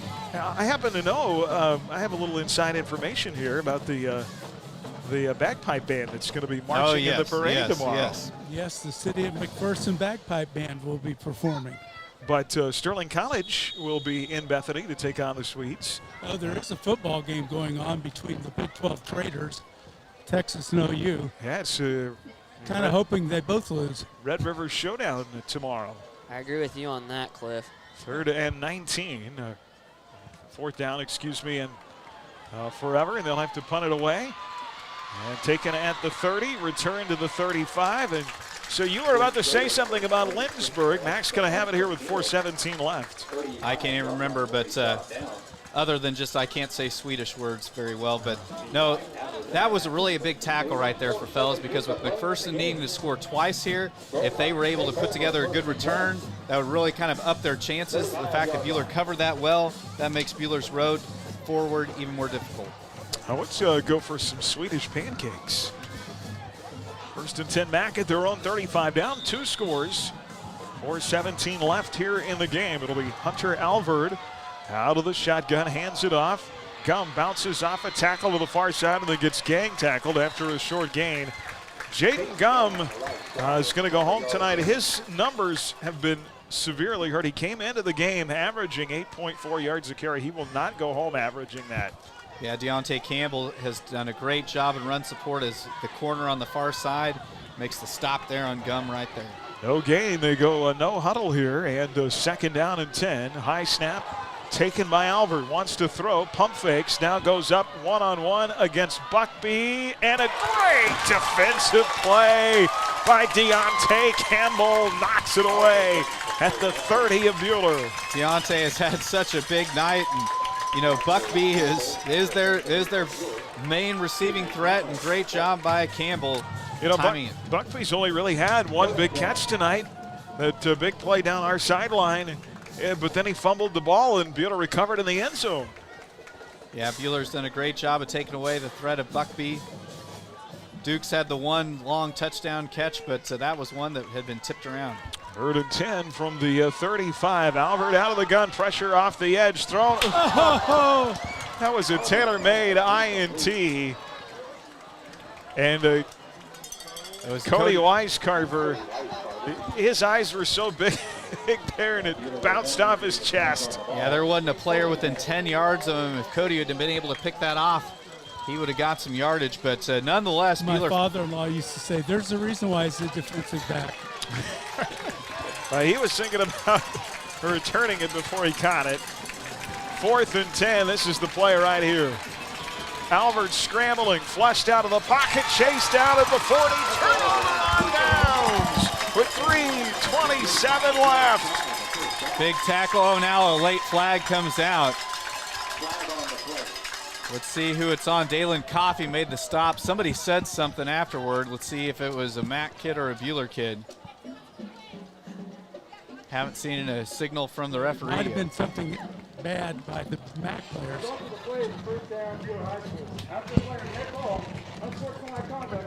Bueller, number 33. It is first down. There's number 33, personal circle iconic penalty of the game. All right, so an unsportsmanlike will keep the hopes alive for McPherson. Actually, because it was after the Bueller gets the ball. So it'll be Bueller ball. It'll just be assessed to where they would have started with the football. Yeah, okay. So thankfully it was after the play was complete. But, man, just a tough, we talked about beforehand, it's an emotional game. Got to keep those emotions in check. So now McPherson needs some type of big play to happen. We just need to hang on to the football and run as much time as we can. Just cannot turn it over here. 1st and 10 from the 45, 3:27 left.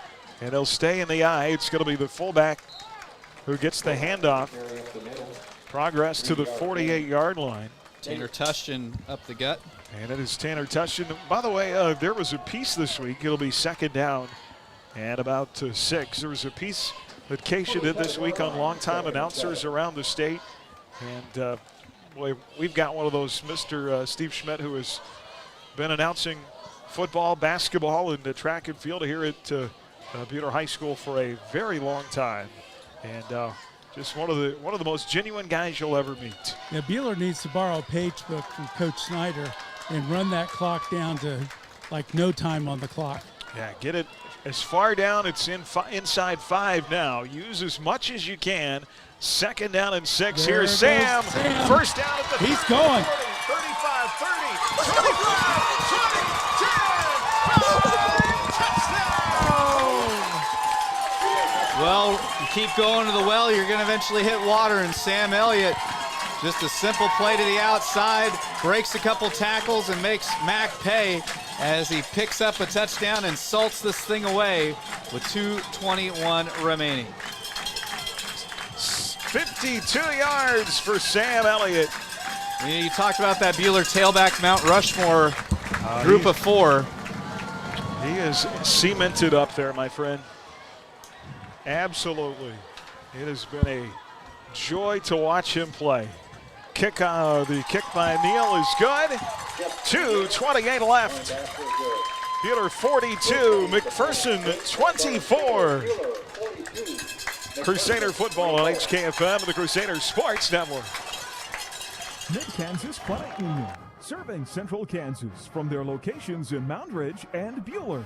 Take control of your accounts and sign up for online banking at mkcu.com with features like remote capture deposit and online bill pay.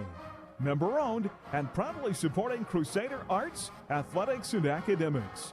Mid-Kansas Credit Union at 200 West 2nd in Bueller and in Moundridge. Member NCUA. This is Derek Fees with APAC Kansas Shears Division. You know we do big projects, but we also want you to know we can help you with parking lots, driveways, and other projects at your home or business. Asphalt or concrete, we're here to help. Call APAC today at 620-662-2112. HKFM.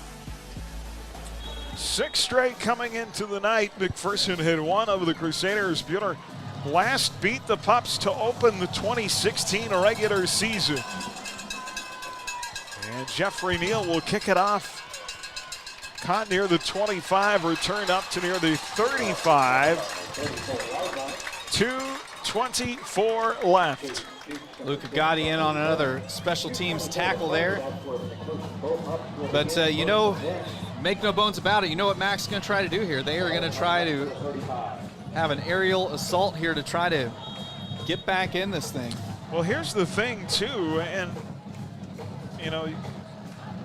just talk about this. Even if they don't win, it would be to their benefit to score more points here. Here's the throw, caught by Dukes on the far side. He's got the first down and tackled out of bounds near the 50. Yeah, Dukes did a nice job of breaking out of the initial tackle. And I say that coming into the night, Mac had the top seed in the West at 5-0. They had 50 points. Bueller had the 3 seed coming into the night at 43. And so the points factor will play here. 1st and 10, they're going to get it to Dukes again along the sideline. As he catches it at the 42, it'll be another 1st and 10. Well, it looked like a fire alarm went off on the west side of the field over there. People started evacuating the stands in droves. So coming into the night, as it'll be 1st and 10 here at the Buhler 42 for Mack. Alvord is going to have to scramble under pressure. Dukes incomplete at the 25. That'll stop the clock with 1:54 to go. But essentially now, so Mack and Buhler will have the same record. What is the maximum you could gain or lose 13. in a game? 13. So Buhler came in behind 7. And so they will be +6 after this game. Well, does it not go head-to-head as well? Here we go. I don't know if head-to-head. We'll have to look that up. Boy, what a big hit. Far side at the 15. And I think Buckby holds on. It's going to be 1st and 10. McPherson at the 15. What a catch by Buckby. And credit to McPherson. They're still trying to play here, fellas. Yeah, Andover Central also comes into the play in the middle of that as well. Is Andover Central undefeated still? Yes. They're 5-0 coming into tonight. They still have a couple of big games. Salina Central, they play Mays. 1st and 10, they cut him out of bounds at the 19. Out of the gun, Alvord pressured as he throws and caught into the end zone. Touchdown, McPherson.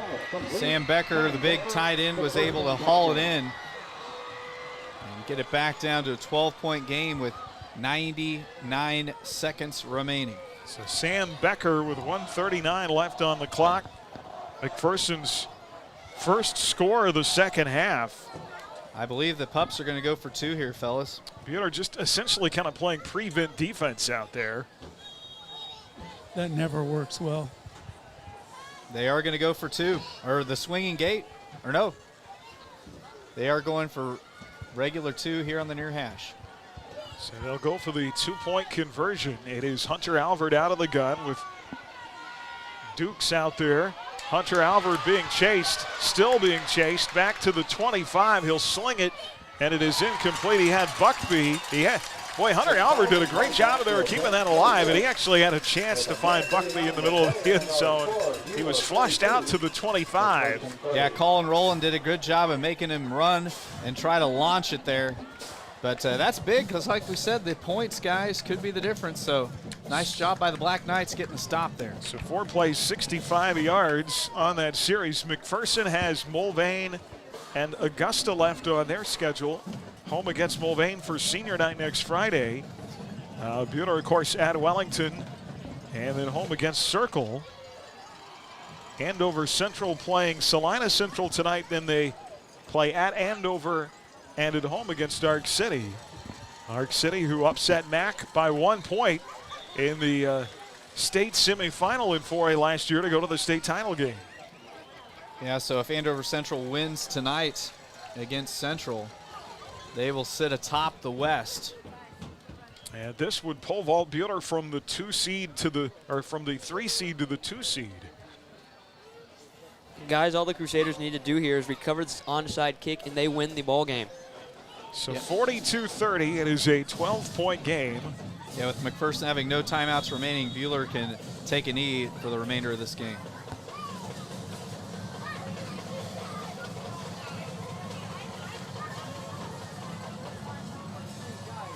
Mack is going to go for the onside kick from their 40.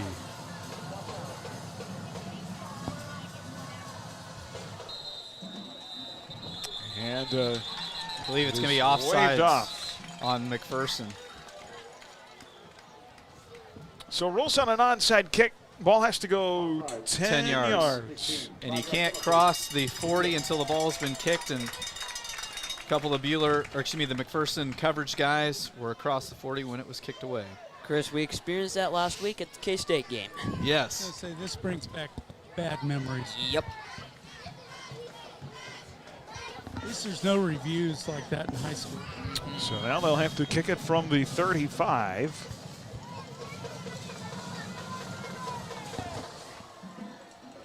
And Great Buhler coverage. falls on it. It's Braden Gentry of the McPherson 47.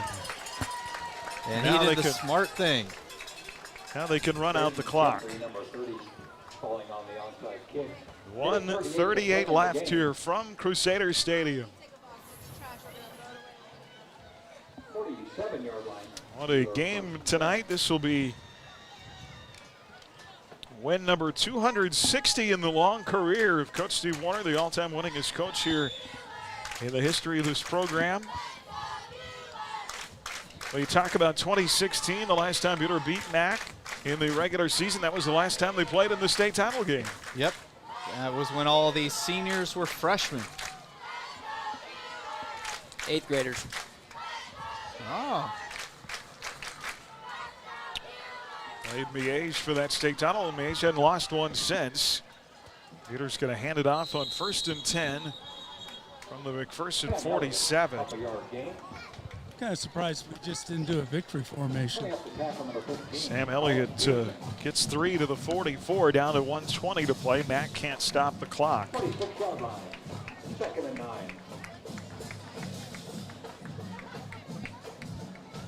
Yeah, just take a snap, go to a knee, run the clock out. Do you suppose there's a chance we'll see these guys again somewhere in November? I said that about Andover Central. Who do you want to see? Well, I just want to be there, number one. I know these guys would like another crack at Andover I'd rather Central. see Abilene. Now Bradley will take a kneel. A knee. A kneel. Yeah. A kneel for a knee. Well, they can check this off their list. The seniors have 5 goals. One of them is to beat Mac, and another one is to beat Andover Central. They can check this one off the list. Crusaders are going to beat Mac. And they'll have to take one more snap. There's about 2 seconds between play clock and game clock, and that'll do it. Brad takes the snap, takes the knee. You know, for this group of seniors, I think they feel like they can beat Andover Central. I think that's one they'd like to have another chance at. Yeah, I mean, it really is one of those things that we've seen probably the two, well, as of right now, the 2 best teams in the West. Andover Central is a team that we could have beaten. We've beaten McPherson, but no doubt we will definitely see one of those two, if not both of them, again in this postseason. What a win tonight by these Crusaders. They were down 1 point. You remember that? You remember the feeling when they were down 17-7 and the stadium was silent?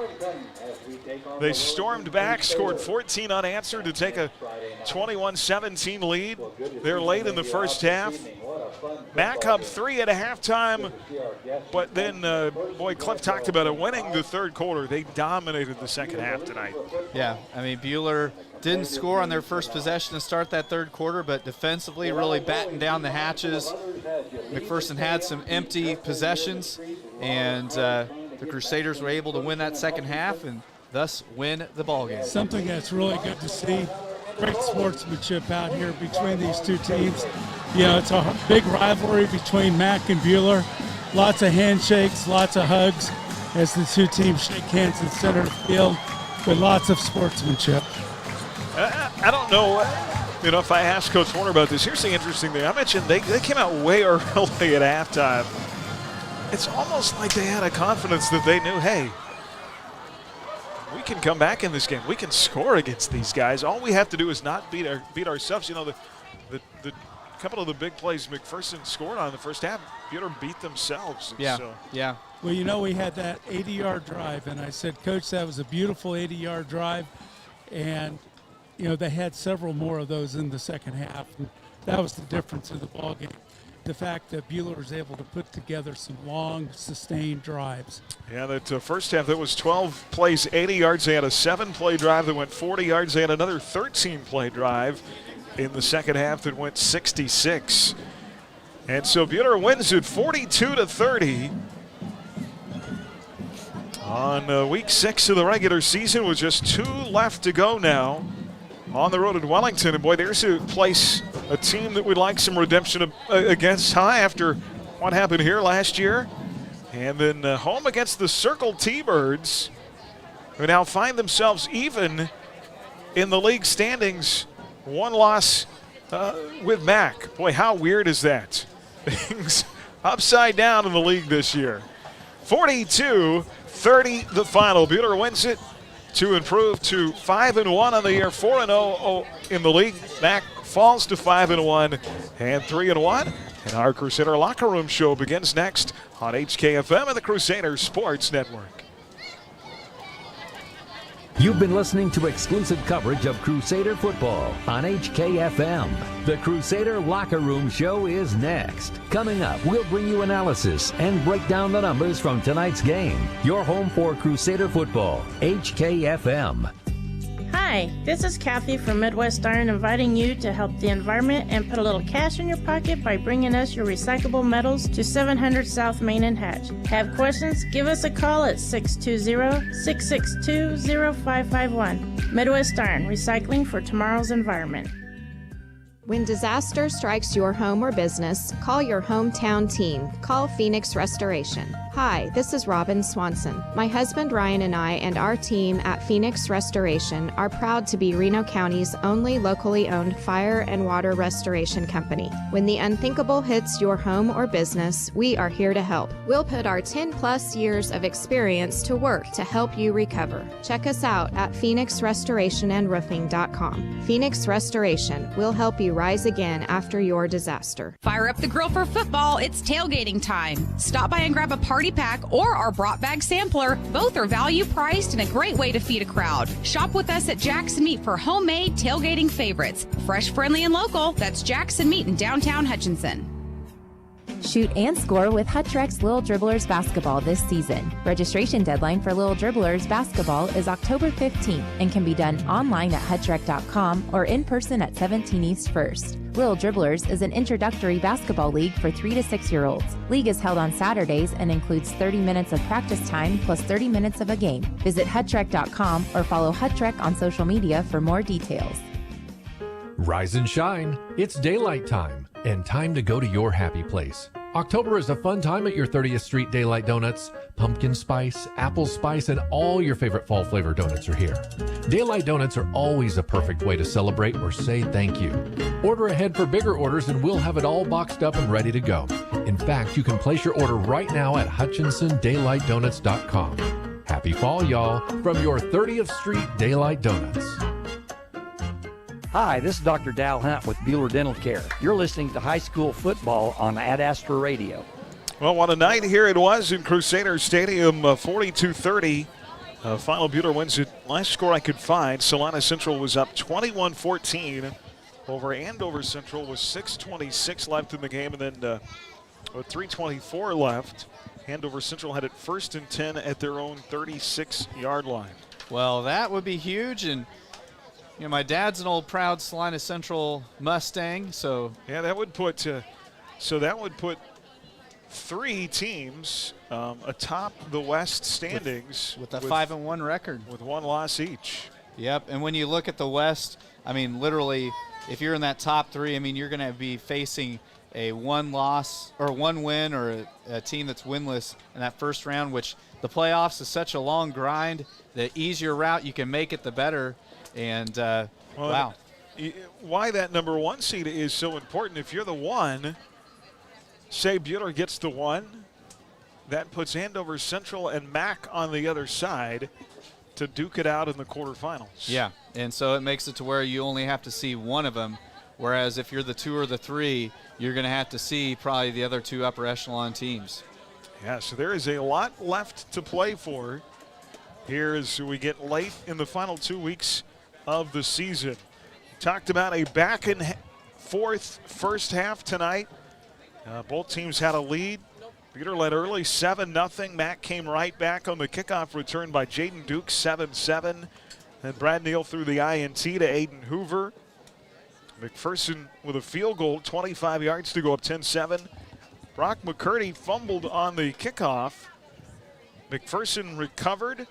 An Aiden Hoover touchdown run makes it 17-7 with 2:09 left in the first quarter. Do you remember it was not a good feeling at that moment. 2 turnovers and then down 2 scores. Yeah, and before McPherson ever turned it over once, we had those 2 turnovers, and McPherson scored the 10 points off of those 2 turnovers. And, yeah, I mean, it was looking like, man, here we go again possibly, but these guys showed a lot of fight. You think about clear back in that Andover Central game when we lost, but the guys battled to the very end. You know, this group of young men is a team that, yeah, they want to compete. Yeah, down 17-7. Bueller puts together that 80-yard, 12-play drive. Sam Elliott scores on a 9-yard run. That's 17-14. And then, of course, the fumble as we hit the quarterback. Tanner Tustin recovers the scoop and score for 70 yards, 21-17 at that point. Things looking much better. Mack would score late at the end of the half to make it 24-21. But then Bueller outscoring McPherson 21-7 in the second half. They dominated, in particular, the third quarter. They came out and just dominated that 12 minutes of football. Yeah, you think about Bueller, even though we didn't score on that first possession, still was able to move the football, then hit pay dirt on that second possession. And then from that point, Bueller maintained the lead for the rest of the game. And yeah, you think about the pressure. We got McPherson in some of those terrible down and distance situations, and that's where I think we really started rattling Hunter Alvord because he took some big shots and then later on fumbled it. Well, McPherson never really put together a long drive the whole night. It was just crazy play after crazy play where they got their scores. We put together some beautiful drives. Yeah, I was just adding up here real quickly between the those 2 touchdown drives in the third quarter. The 2 combined took 10 minutes off the clock.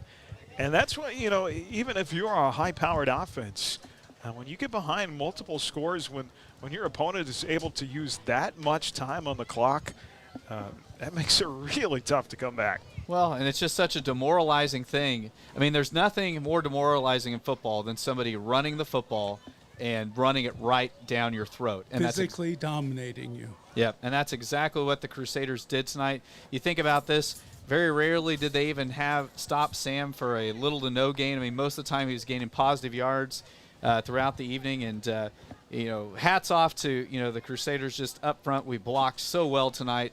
The backs blocked well for each other. The receivers blocked well downfield. And, just the guys being unselfish and blocking for each other really was the difference this evening. Well, they handled the adversity well. That's just true definition of Bueller smash mouth football right there. And the offensive line finally becoming more familiar with each other. Fairly new. Wes Miller starting all season, now finally getting in the groove.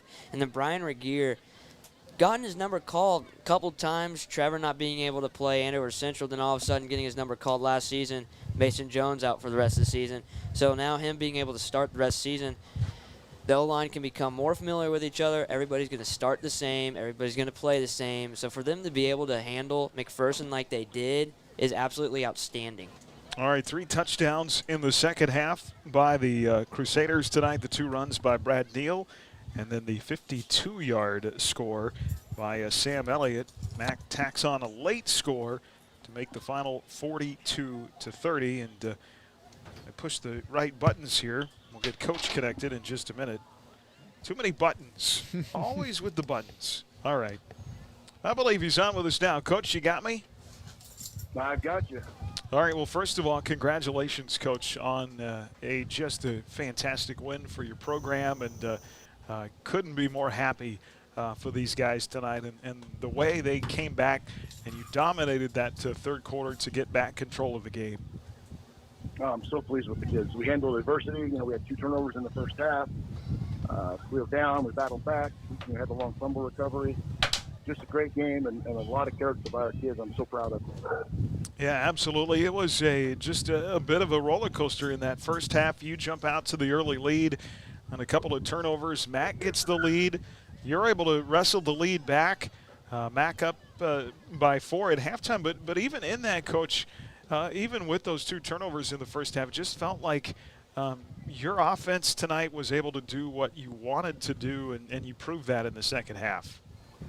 Well, we did, and we didn't throw a lot in the second half, but we still just enough to keep them honest, and we did some formation stuff that we haven't done all year long. And of course, they get. I think I told you in our pregame show and on Monday night that they gave 4 different defenses. We didn't know which one to prepare for. And the one we prepared for, they showed the lead, but which is pretty normal. But proud of our kids for picking up the changes that they were giving us, because they started adjusting to our strong side, because obviously we're going to run to our strong side, and everybody knows it. But of course, that last 52-yard run was to the weak side, so Sam liked that one. But I just can't say enough about the kids and handling adversity and playing hard and playing with a lot of heart.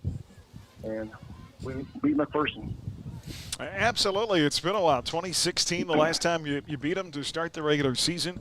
Of course, this team went to the state title game that year. But you look at it, winning in the trenches, we talked about what the offensive line was able to do. I thought a huge key on defense tonight was you getting pressure on the quarterback and forcing him to make some mistakes. Well, in the second half, for sure, we got to him and it rattled him. And then in the first half, they had one long run that was maybe 20-yard run, which isn't even that long. So, I mean, we stopped the ground game for the most part. And then, like you said, got pressure on the quarterback. And you could tell in the second half, he was looking for our lineman instead of, staying comfortable and being relaxed in the pocket. Yeah, absolutely. What a great game. Another big night for Sam Elliott, who was able to pretty much do what he wanted to most of the night. And then Matthew Eddy again came up with some huge catches for you. He did. He's doing a great job. And, Brock had a nice catch over the middle. And just if we know that we need to throw the ball, and when we can do both, we're going to click on all cylinders. Yeah, 2 turnovers apiece. Boy, Coach, you came so close. Brock almost had an INT tonight. It was in his hands. And then I think Weiscarver had another one that hit him right in the hands too. Right. We had opportunities. And Brock, I'm sure he feels sick about that one. It was right in his hands. And just number 6 did a great job, went and got the ball. And, I think we had another one. I thought it was maybe Cullen had the chance to get an interception too, that late in the game. But we had our chances with interceptions, but I'm still pleased. I think we were even on the turnover takeaway. Did we take away 2 and give up 2? Yeah, 2-2. So Tanner Dustin had to run the scoop and the score, but that's 70 yards. That's a long ways, Coach. It's Tanner can run. I'm sure you've noticed we moved him to fullback, and he's doing a great job of blocking for us. He had a nice trap and went for 15, 20 yards on the trap too. So, for us to be successful, yes, we got to run Sam, but we sure like that inside trap to be able to free Sam up a little bit. All right, Coach. Well, this makes it very interesting down the stretch. You even your record with Mac. Don't know what the outcome is, but Andover Central was down a touchdown with about 3 minutes to go in the fourth quarter in their game. So there is still a lot to be decided for those top 3 spots in the West. Well, what we need to do is win 2 more games, and then we'll worry about it. Take care of that. We know Circle's pretty good. I don't know what Wellington did tonight. I remember last year they gave us fits. So we've got to get something figured out and be able to move the ball on them. But I know we're going to be ready. The kids practiced really well this last week, best one we've had so far. And I'm just very, very pleased with the effort and the attitude. And they feel it and they taste it now. So to me, you only get better. When you get to this point where we're at right now, things start going really well. Yeah, talk about the history with McPherson. We don't have any history with Wellington either, do we? No, but we're starting to after they beat us last year. I never have liked that town. Like in 2003. I think I told you that story. Yeah, and I know you're from Wellington. Okay, we'll get over it. This is the guy that never forgets a loss right here. I was, Coach, I remember an early win in your Bueller career here against them in Crusader Stadium. So that was a big night. I sure do. And that was, I'm not going to lie, that was my first win here. So that was in 2006, and we've had a few more since then. So I'll remember that one against Wellington for sure. All right. Well, congratulations, Coach. Enjoy the win, and we'll talk to you Monday night. Thank you. All right, that is Coach Steve Warner. Love a happy coach. And, boy, he just so proud of his kids. And, boy, we talked about it, just dominated the line of scrimmage tonight. Well, the thing for a coach, for the players, with the football team at the high school level, Bueller's success over the years, they don't just work August through November.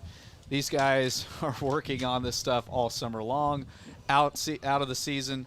And so you work and put in all the extra work, effort, energy for times like this to beat a quality opponent and to try to set yourselves up for a good run in the postseason. And, that's just there's just kind of that relief and that feel good that, okay, all that effort and work was worth it. All right, we'll come back. We'll get our play and player of the game and give you final stats tonight as well as our Crusader Locker Room Show continues after this on HKFM and the Crusader Sports Network. You're listening to the Crusader Locker Room Show. Listen to Crusader football on your smartphone with the Ad Astra radio app. Join head coach Steve Warner for the Crusader Coaches Show, Monday nights at 6:30 on HKFM. Hey friends and neighbors, Nextech Wireless here with a super exciting deal. Right now is the time to get the newest iPhone or Android on us. Our friendly and knowledgeable staff is ready to get your new device set up and running right. By the way, we know that it's you who makes our business great and our neighborhoods home. Thank you, Nextech Wireless customers. Visit, call, or text 877-621-2600. We are Kansas. As your community bank, Prairie Bank of Kansas is always looking for ways to make banking more convenient, like e-statements. Eliminate the need to file your monthly statements. Now you can be notified the moment your statement is available and easily access it online. Sign up for e-statements online at prairiebankks.com or visit one of our locations in Stafford, Buhler, Inman, or Hutchinson.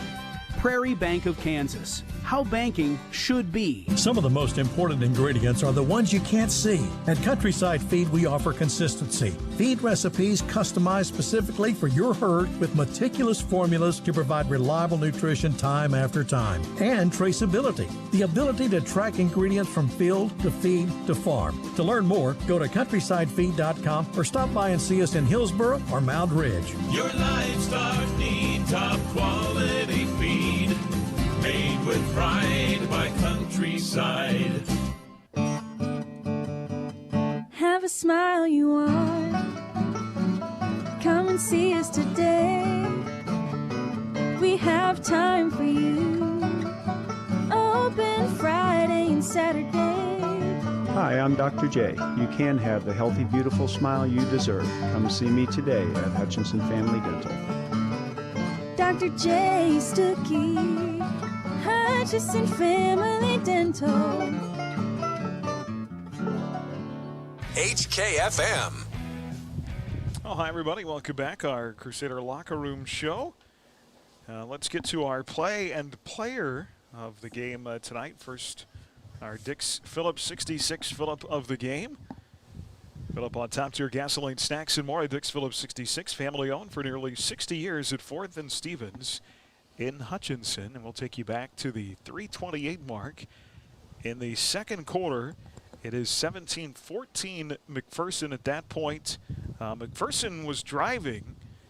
They had a 9-play drive going from their own 43 down to the Buhler 22-yard line.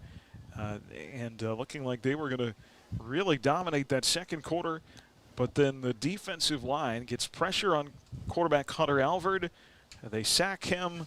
They knock the ball loose. And Tanner Tustin scoops it up and goes 70 yards for a very important touchdown in this game at that point to make it 21-17 Crusaders.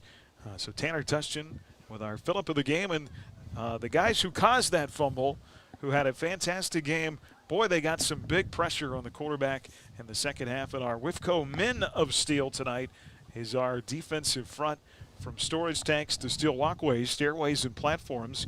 WIFCO Steel Products, the expert in steel fabrication, online at WIFCOSP.com. So up front, Gavin Patton, Jackson Childs, Bo Van Bruggen had a big night. Dalen Coffey, Marcus Voss, Levi Atherton, a couple of other guys as well factor into that. But huge night getting to the quarterback, and that's what we haven't been able to do in the past against Mac, is pressure their quarterback and make him make mistakes. Yeah, you think about over the years, McPherson's had kind of that string of quarterbacks that if we brought the heat, they would get the ball out so quick they couldn't really punish us, or they could really punish us. But tonight, Hunter Alvord, I mean, he was running for his life, and you talked a little bit about the play of Deontay Campbell when we were off the air, Tyler. A lot of the kind of the two parts of it, the D-line bringing the heat and then the secondary covering well. But, yeah, that D-line, man, if you can rattle and be in the backfield all night long like they were tonight, you're going to have a lot of success. That's what you need to do with an inexperienced quarterback like this. He has the receivers that he needs. I mean, Jaden Dukes, Trey Buckby, a couple tight ends. So if he has the patience and confidence, he absolutely can complete some passes and get the damage done. But with him being on his heels tonight and have to run all over the place, with the inexperience he hasn't experienced this all season, I don't believe. And so for our front four to be able to do that, especially Bo Van Bruggen having a whale of a night, just absolutely dominating that front line.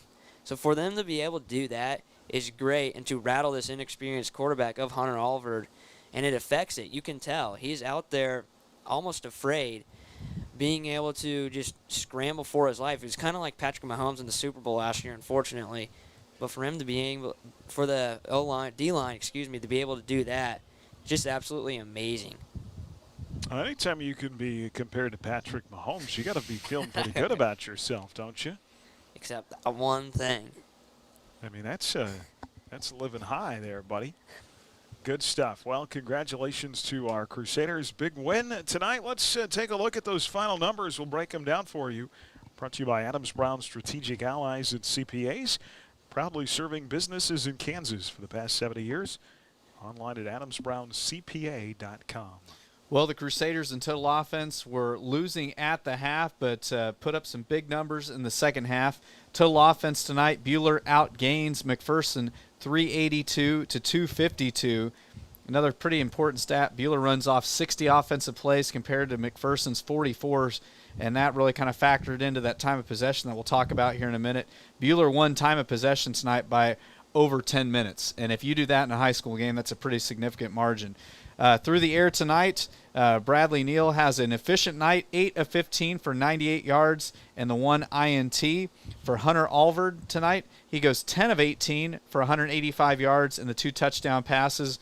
But here is where Buhler really dominated things. We talked about up front.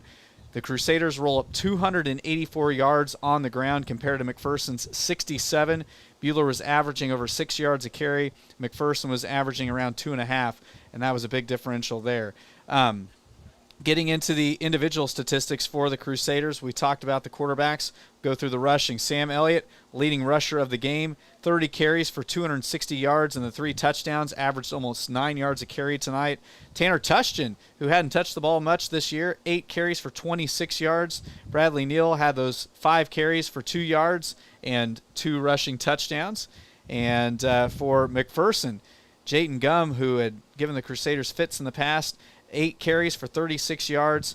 Sky Schreiner had a really quiet night, 8 carries for 21 yards. And then into the receiving, we talked about it. They've got some receivers that can catch the ball and do something with it. Jaden Dukes, 3 catches for 90 yards and a touchdown. Trey Buckby, 3 catches for 71 yards. Sam Becker had that 119-yard TD grab, and Braden Ediger had a 4-yard catch. For the Crusaders, Matthew Steady Eddie, 5 catches for 47 yards tonight.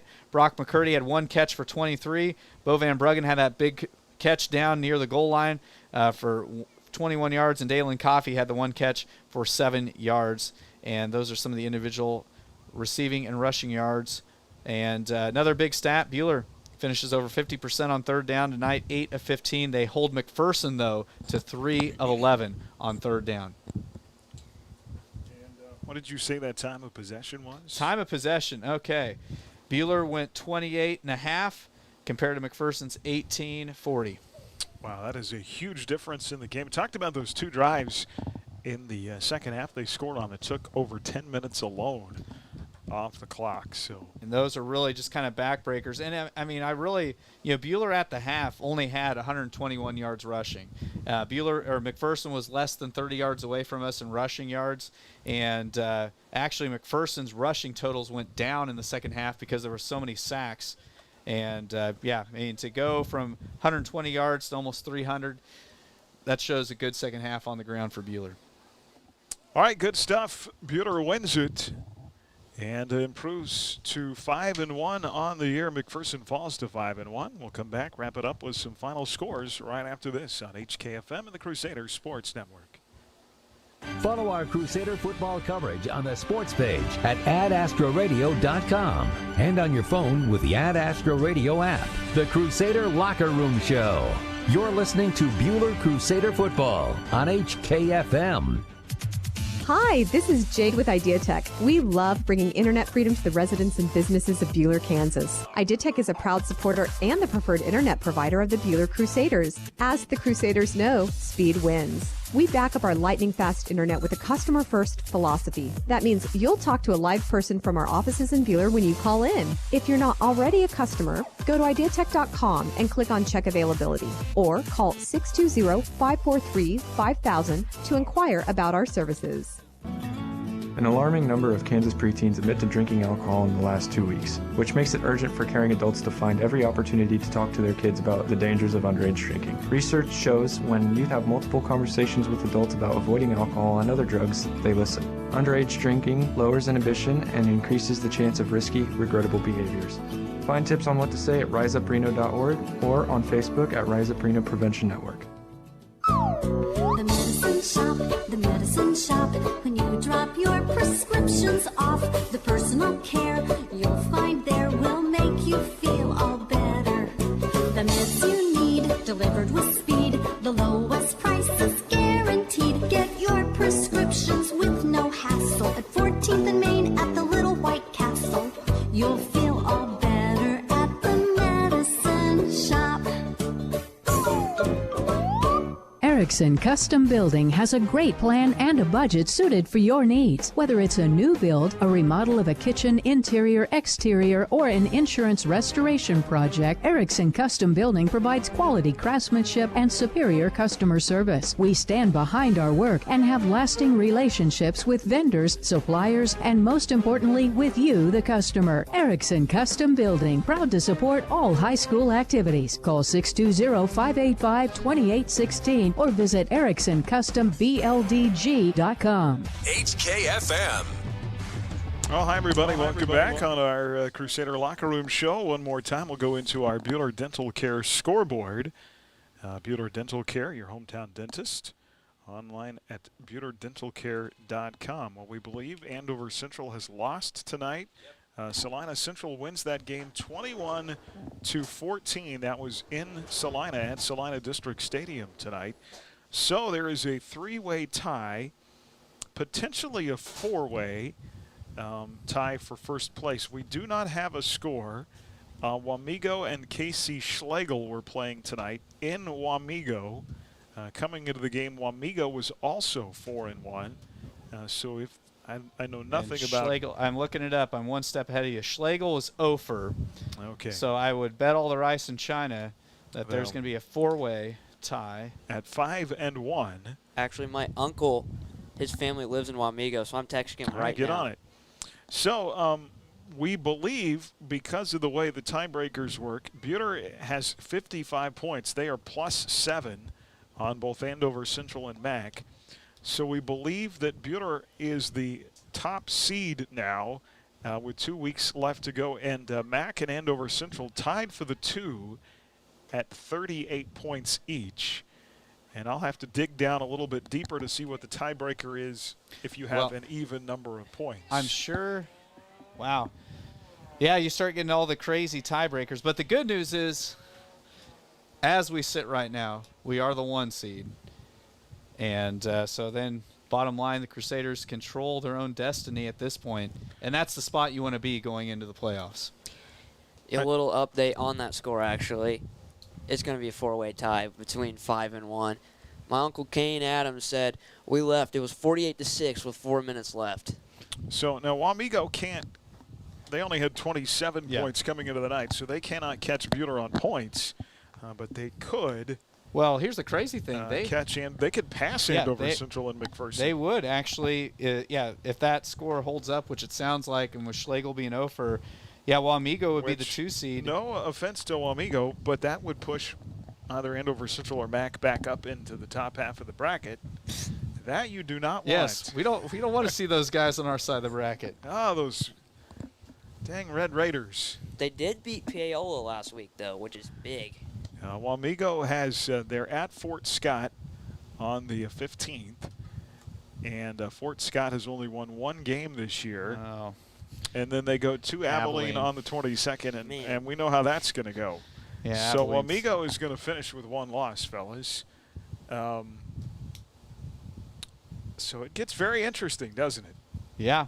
I mean, it'll be interesting to see if all 4 of these squads, Bueller, Andover Central, McPherson, and Wamego, can all finish with 1 loss, because then it's literally going to come down to the points. So the one nice thing for Bueller having that sizable advantage right now, if they can just pick up wins the next 2 weeks and then get their points. Well, the best thing you can do is win out and play every game here. Yes. I mean, that's yes. That's what you can do. So secure that home field advantage. That I love the way that they've changed it to where 4A and above in Kansas do that. So it rewards the teams that put together a good regular season to get more home games.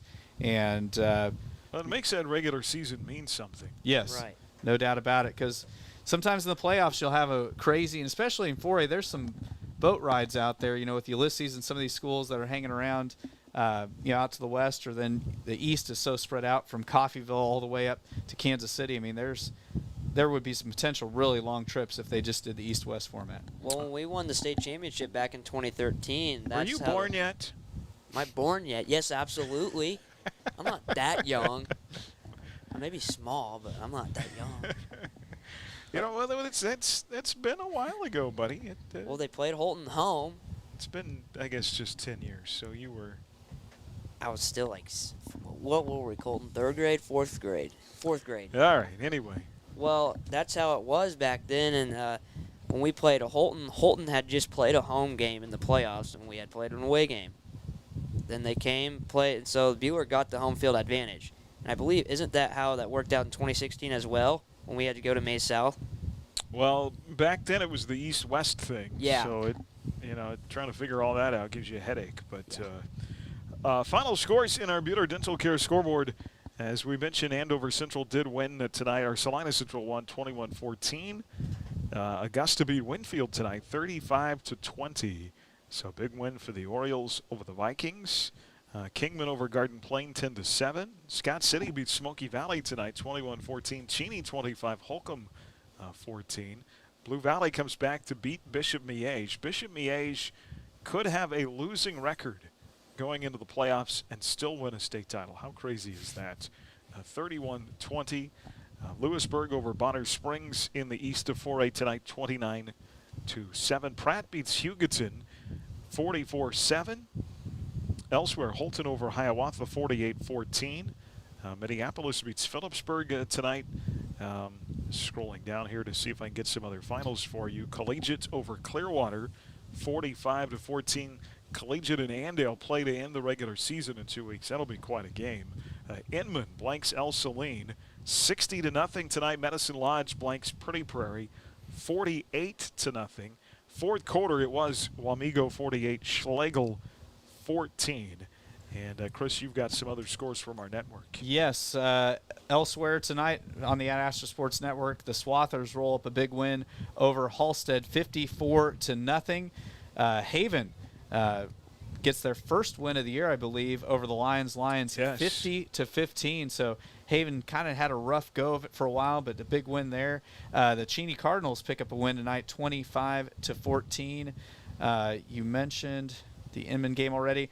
Trinity Catholic defeats Sterling tonight in Sterling, 27-12. And in the Battle of Marion County, the last score we had was Hillsborough rolling it up on Marion, 56-8. Happy for Haven. Coach Tallman is just, boy, talk about really fantastic guys. He's one of them. Fourth quarter, Andover was beating Valley Center 20-0. Hutch was up in the fourth over Salina South 27-7. So an interesting final 2 weeks. One other derby in the fourth was leading campus 70-21. I think they might win, the Panthers. I think they might win 6A. Yeah, I mean, Coach Clark just has a machine built up down there at Derby, and year in and year out, they just continue to sustain that success. Long ago, who was the coach at Conway Springs, who was so famous for the single wing? Was it Dave Bliss?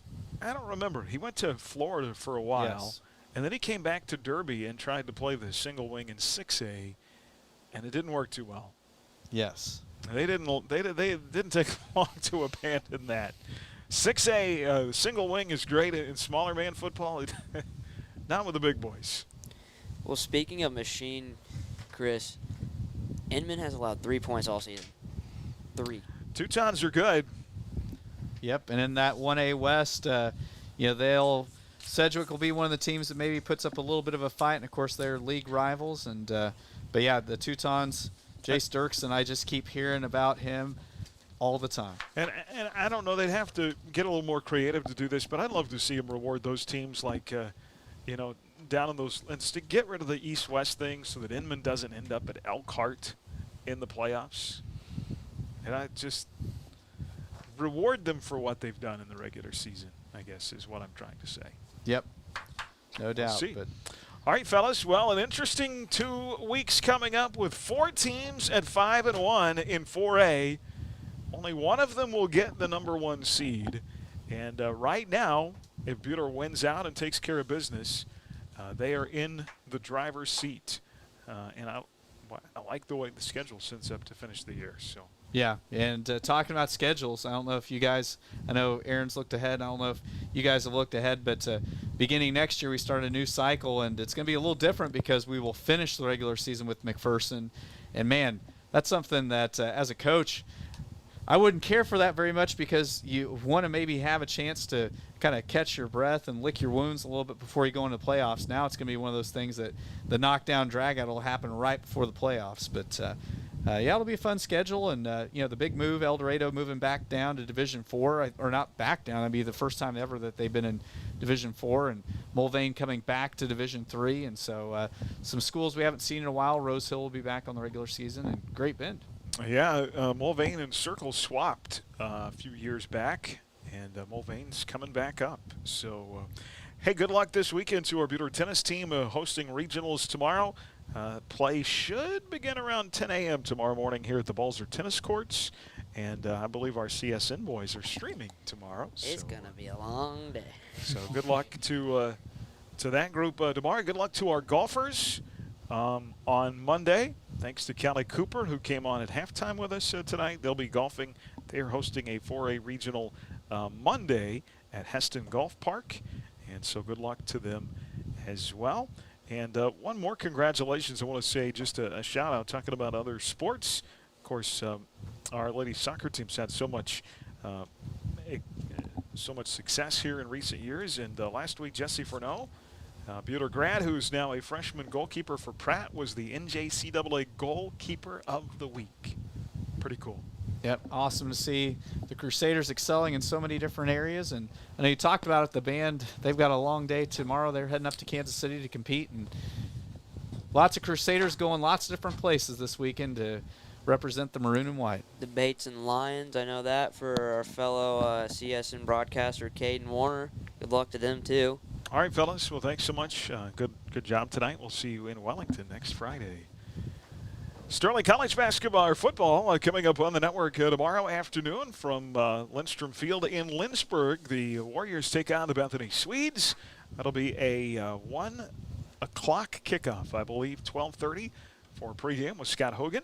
And join us Monday night for our Crusader Coaches Show live at Taco John's in Hutchinson beginning at 6:30.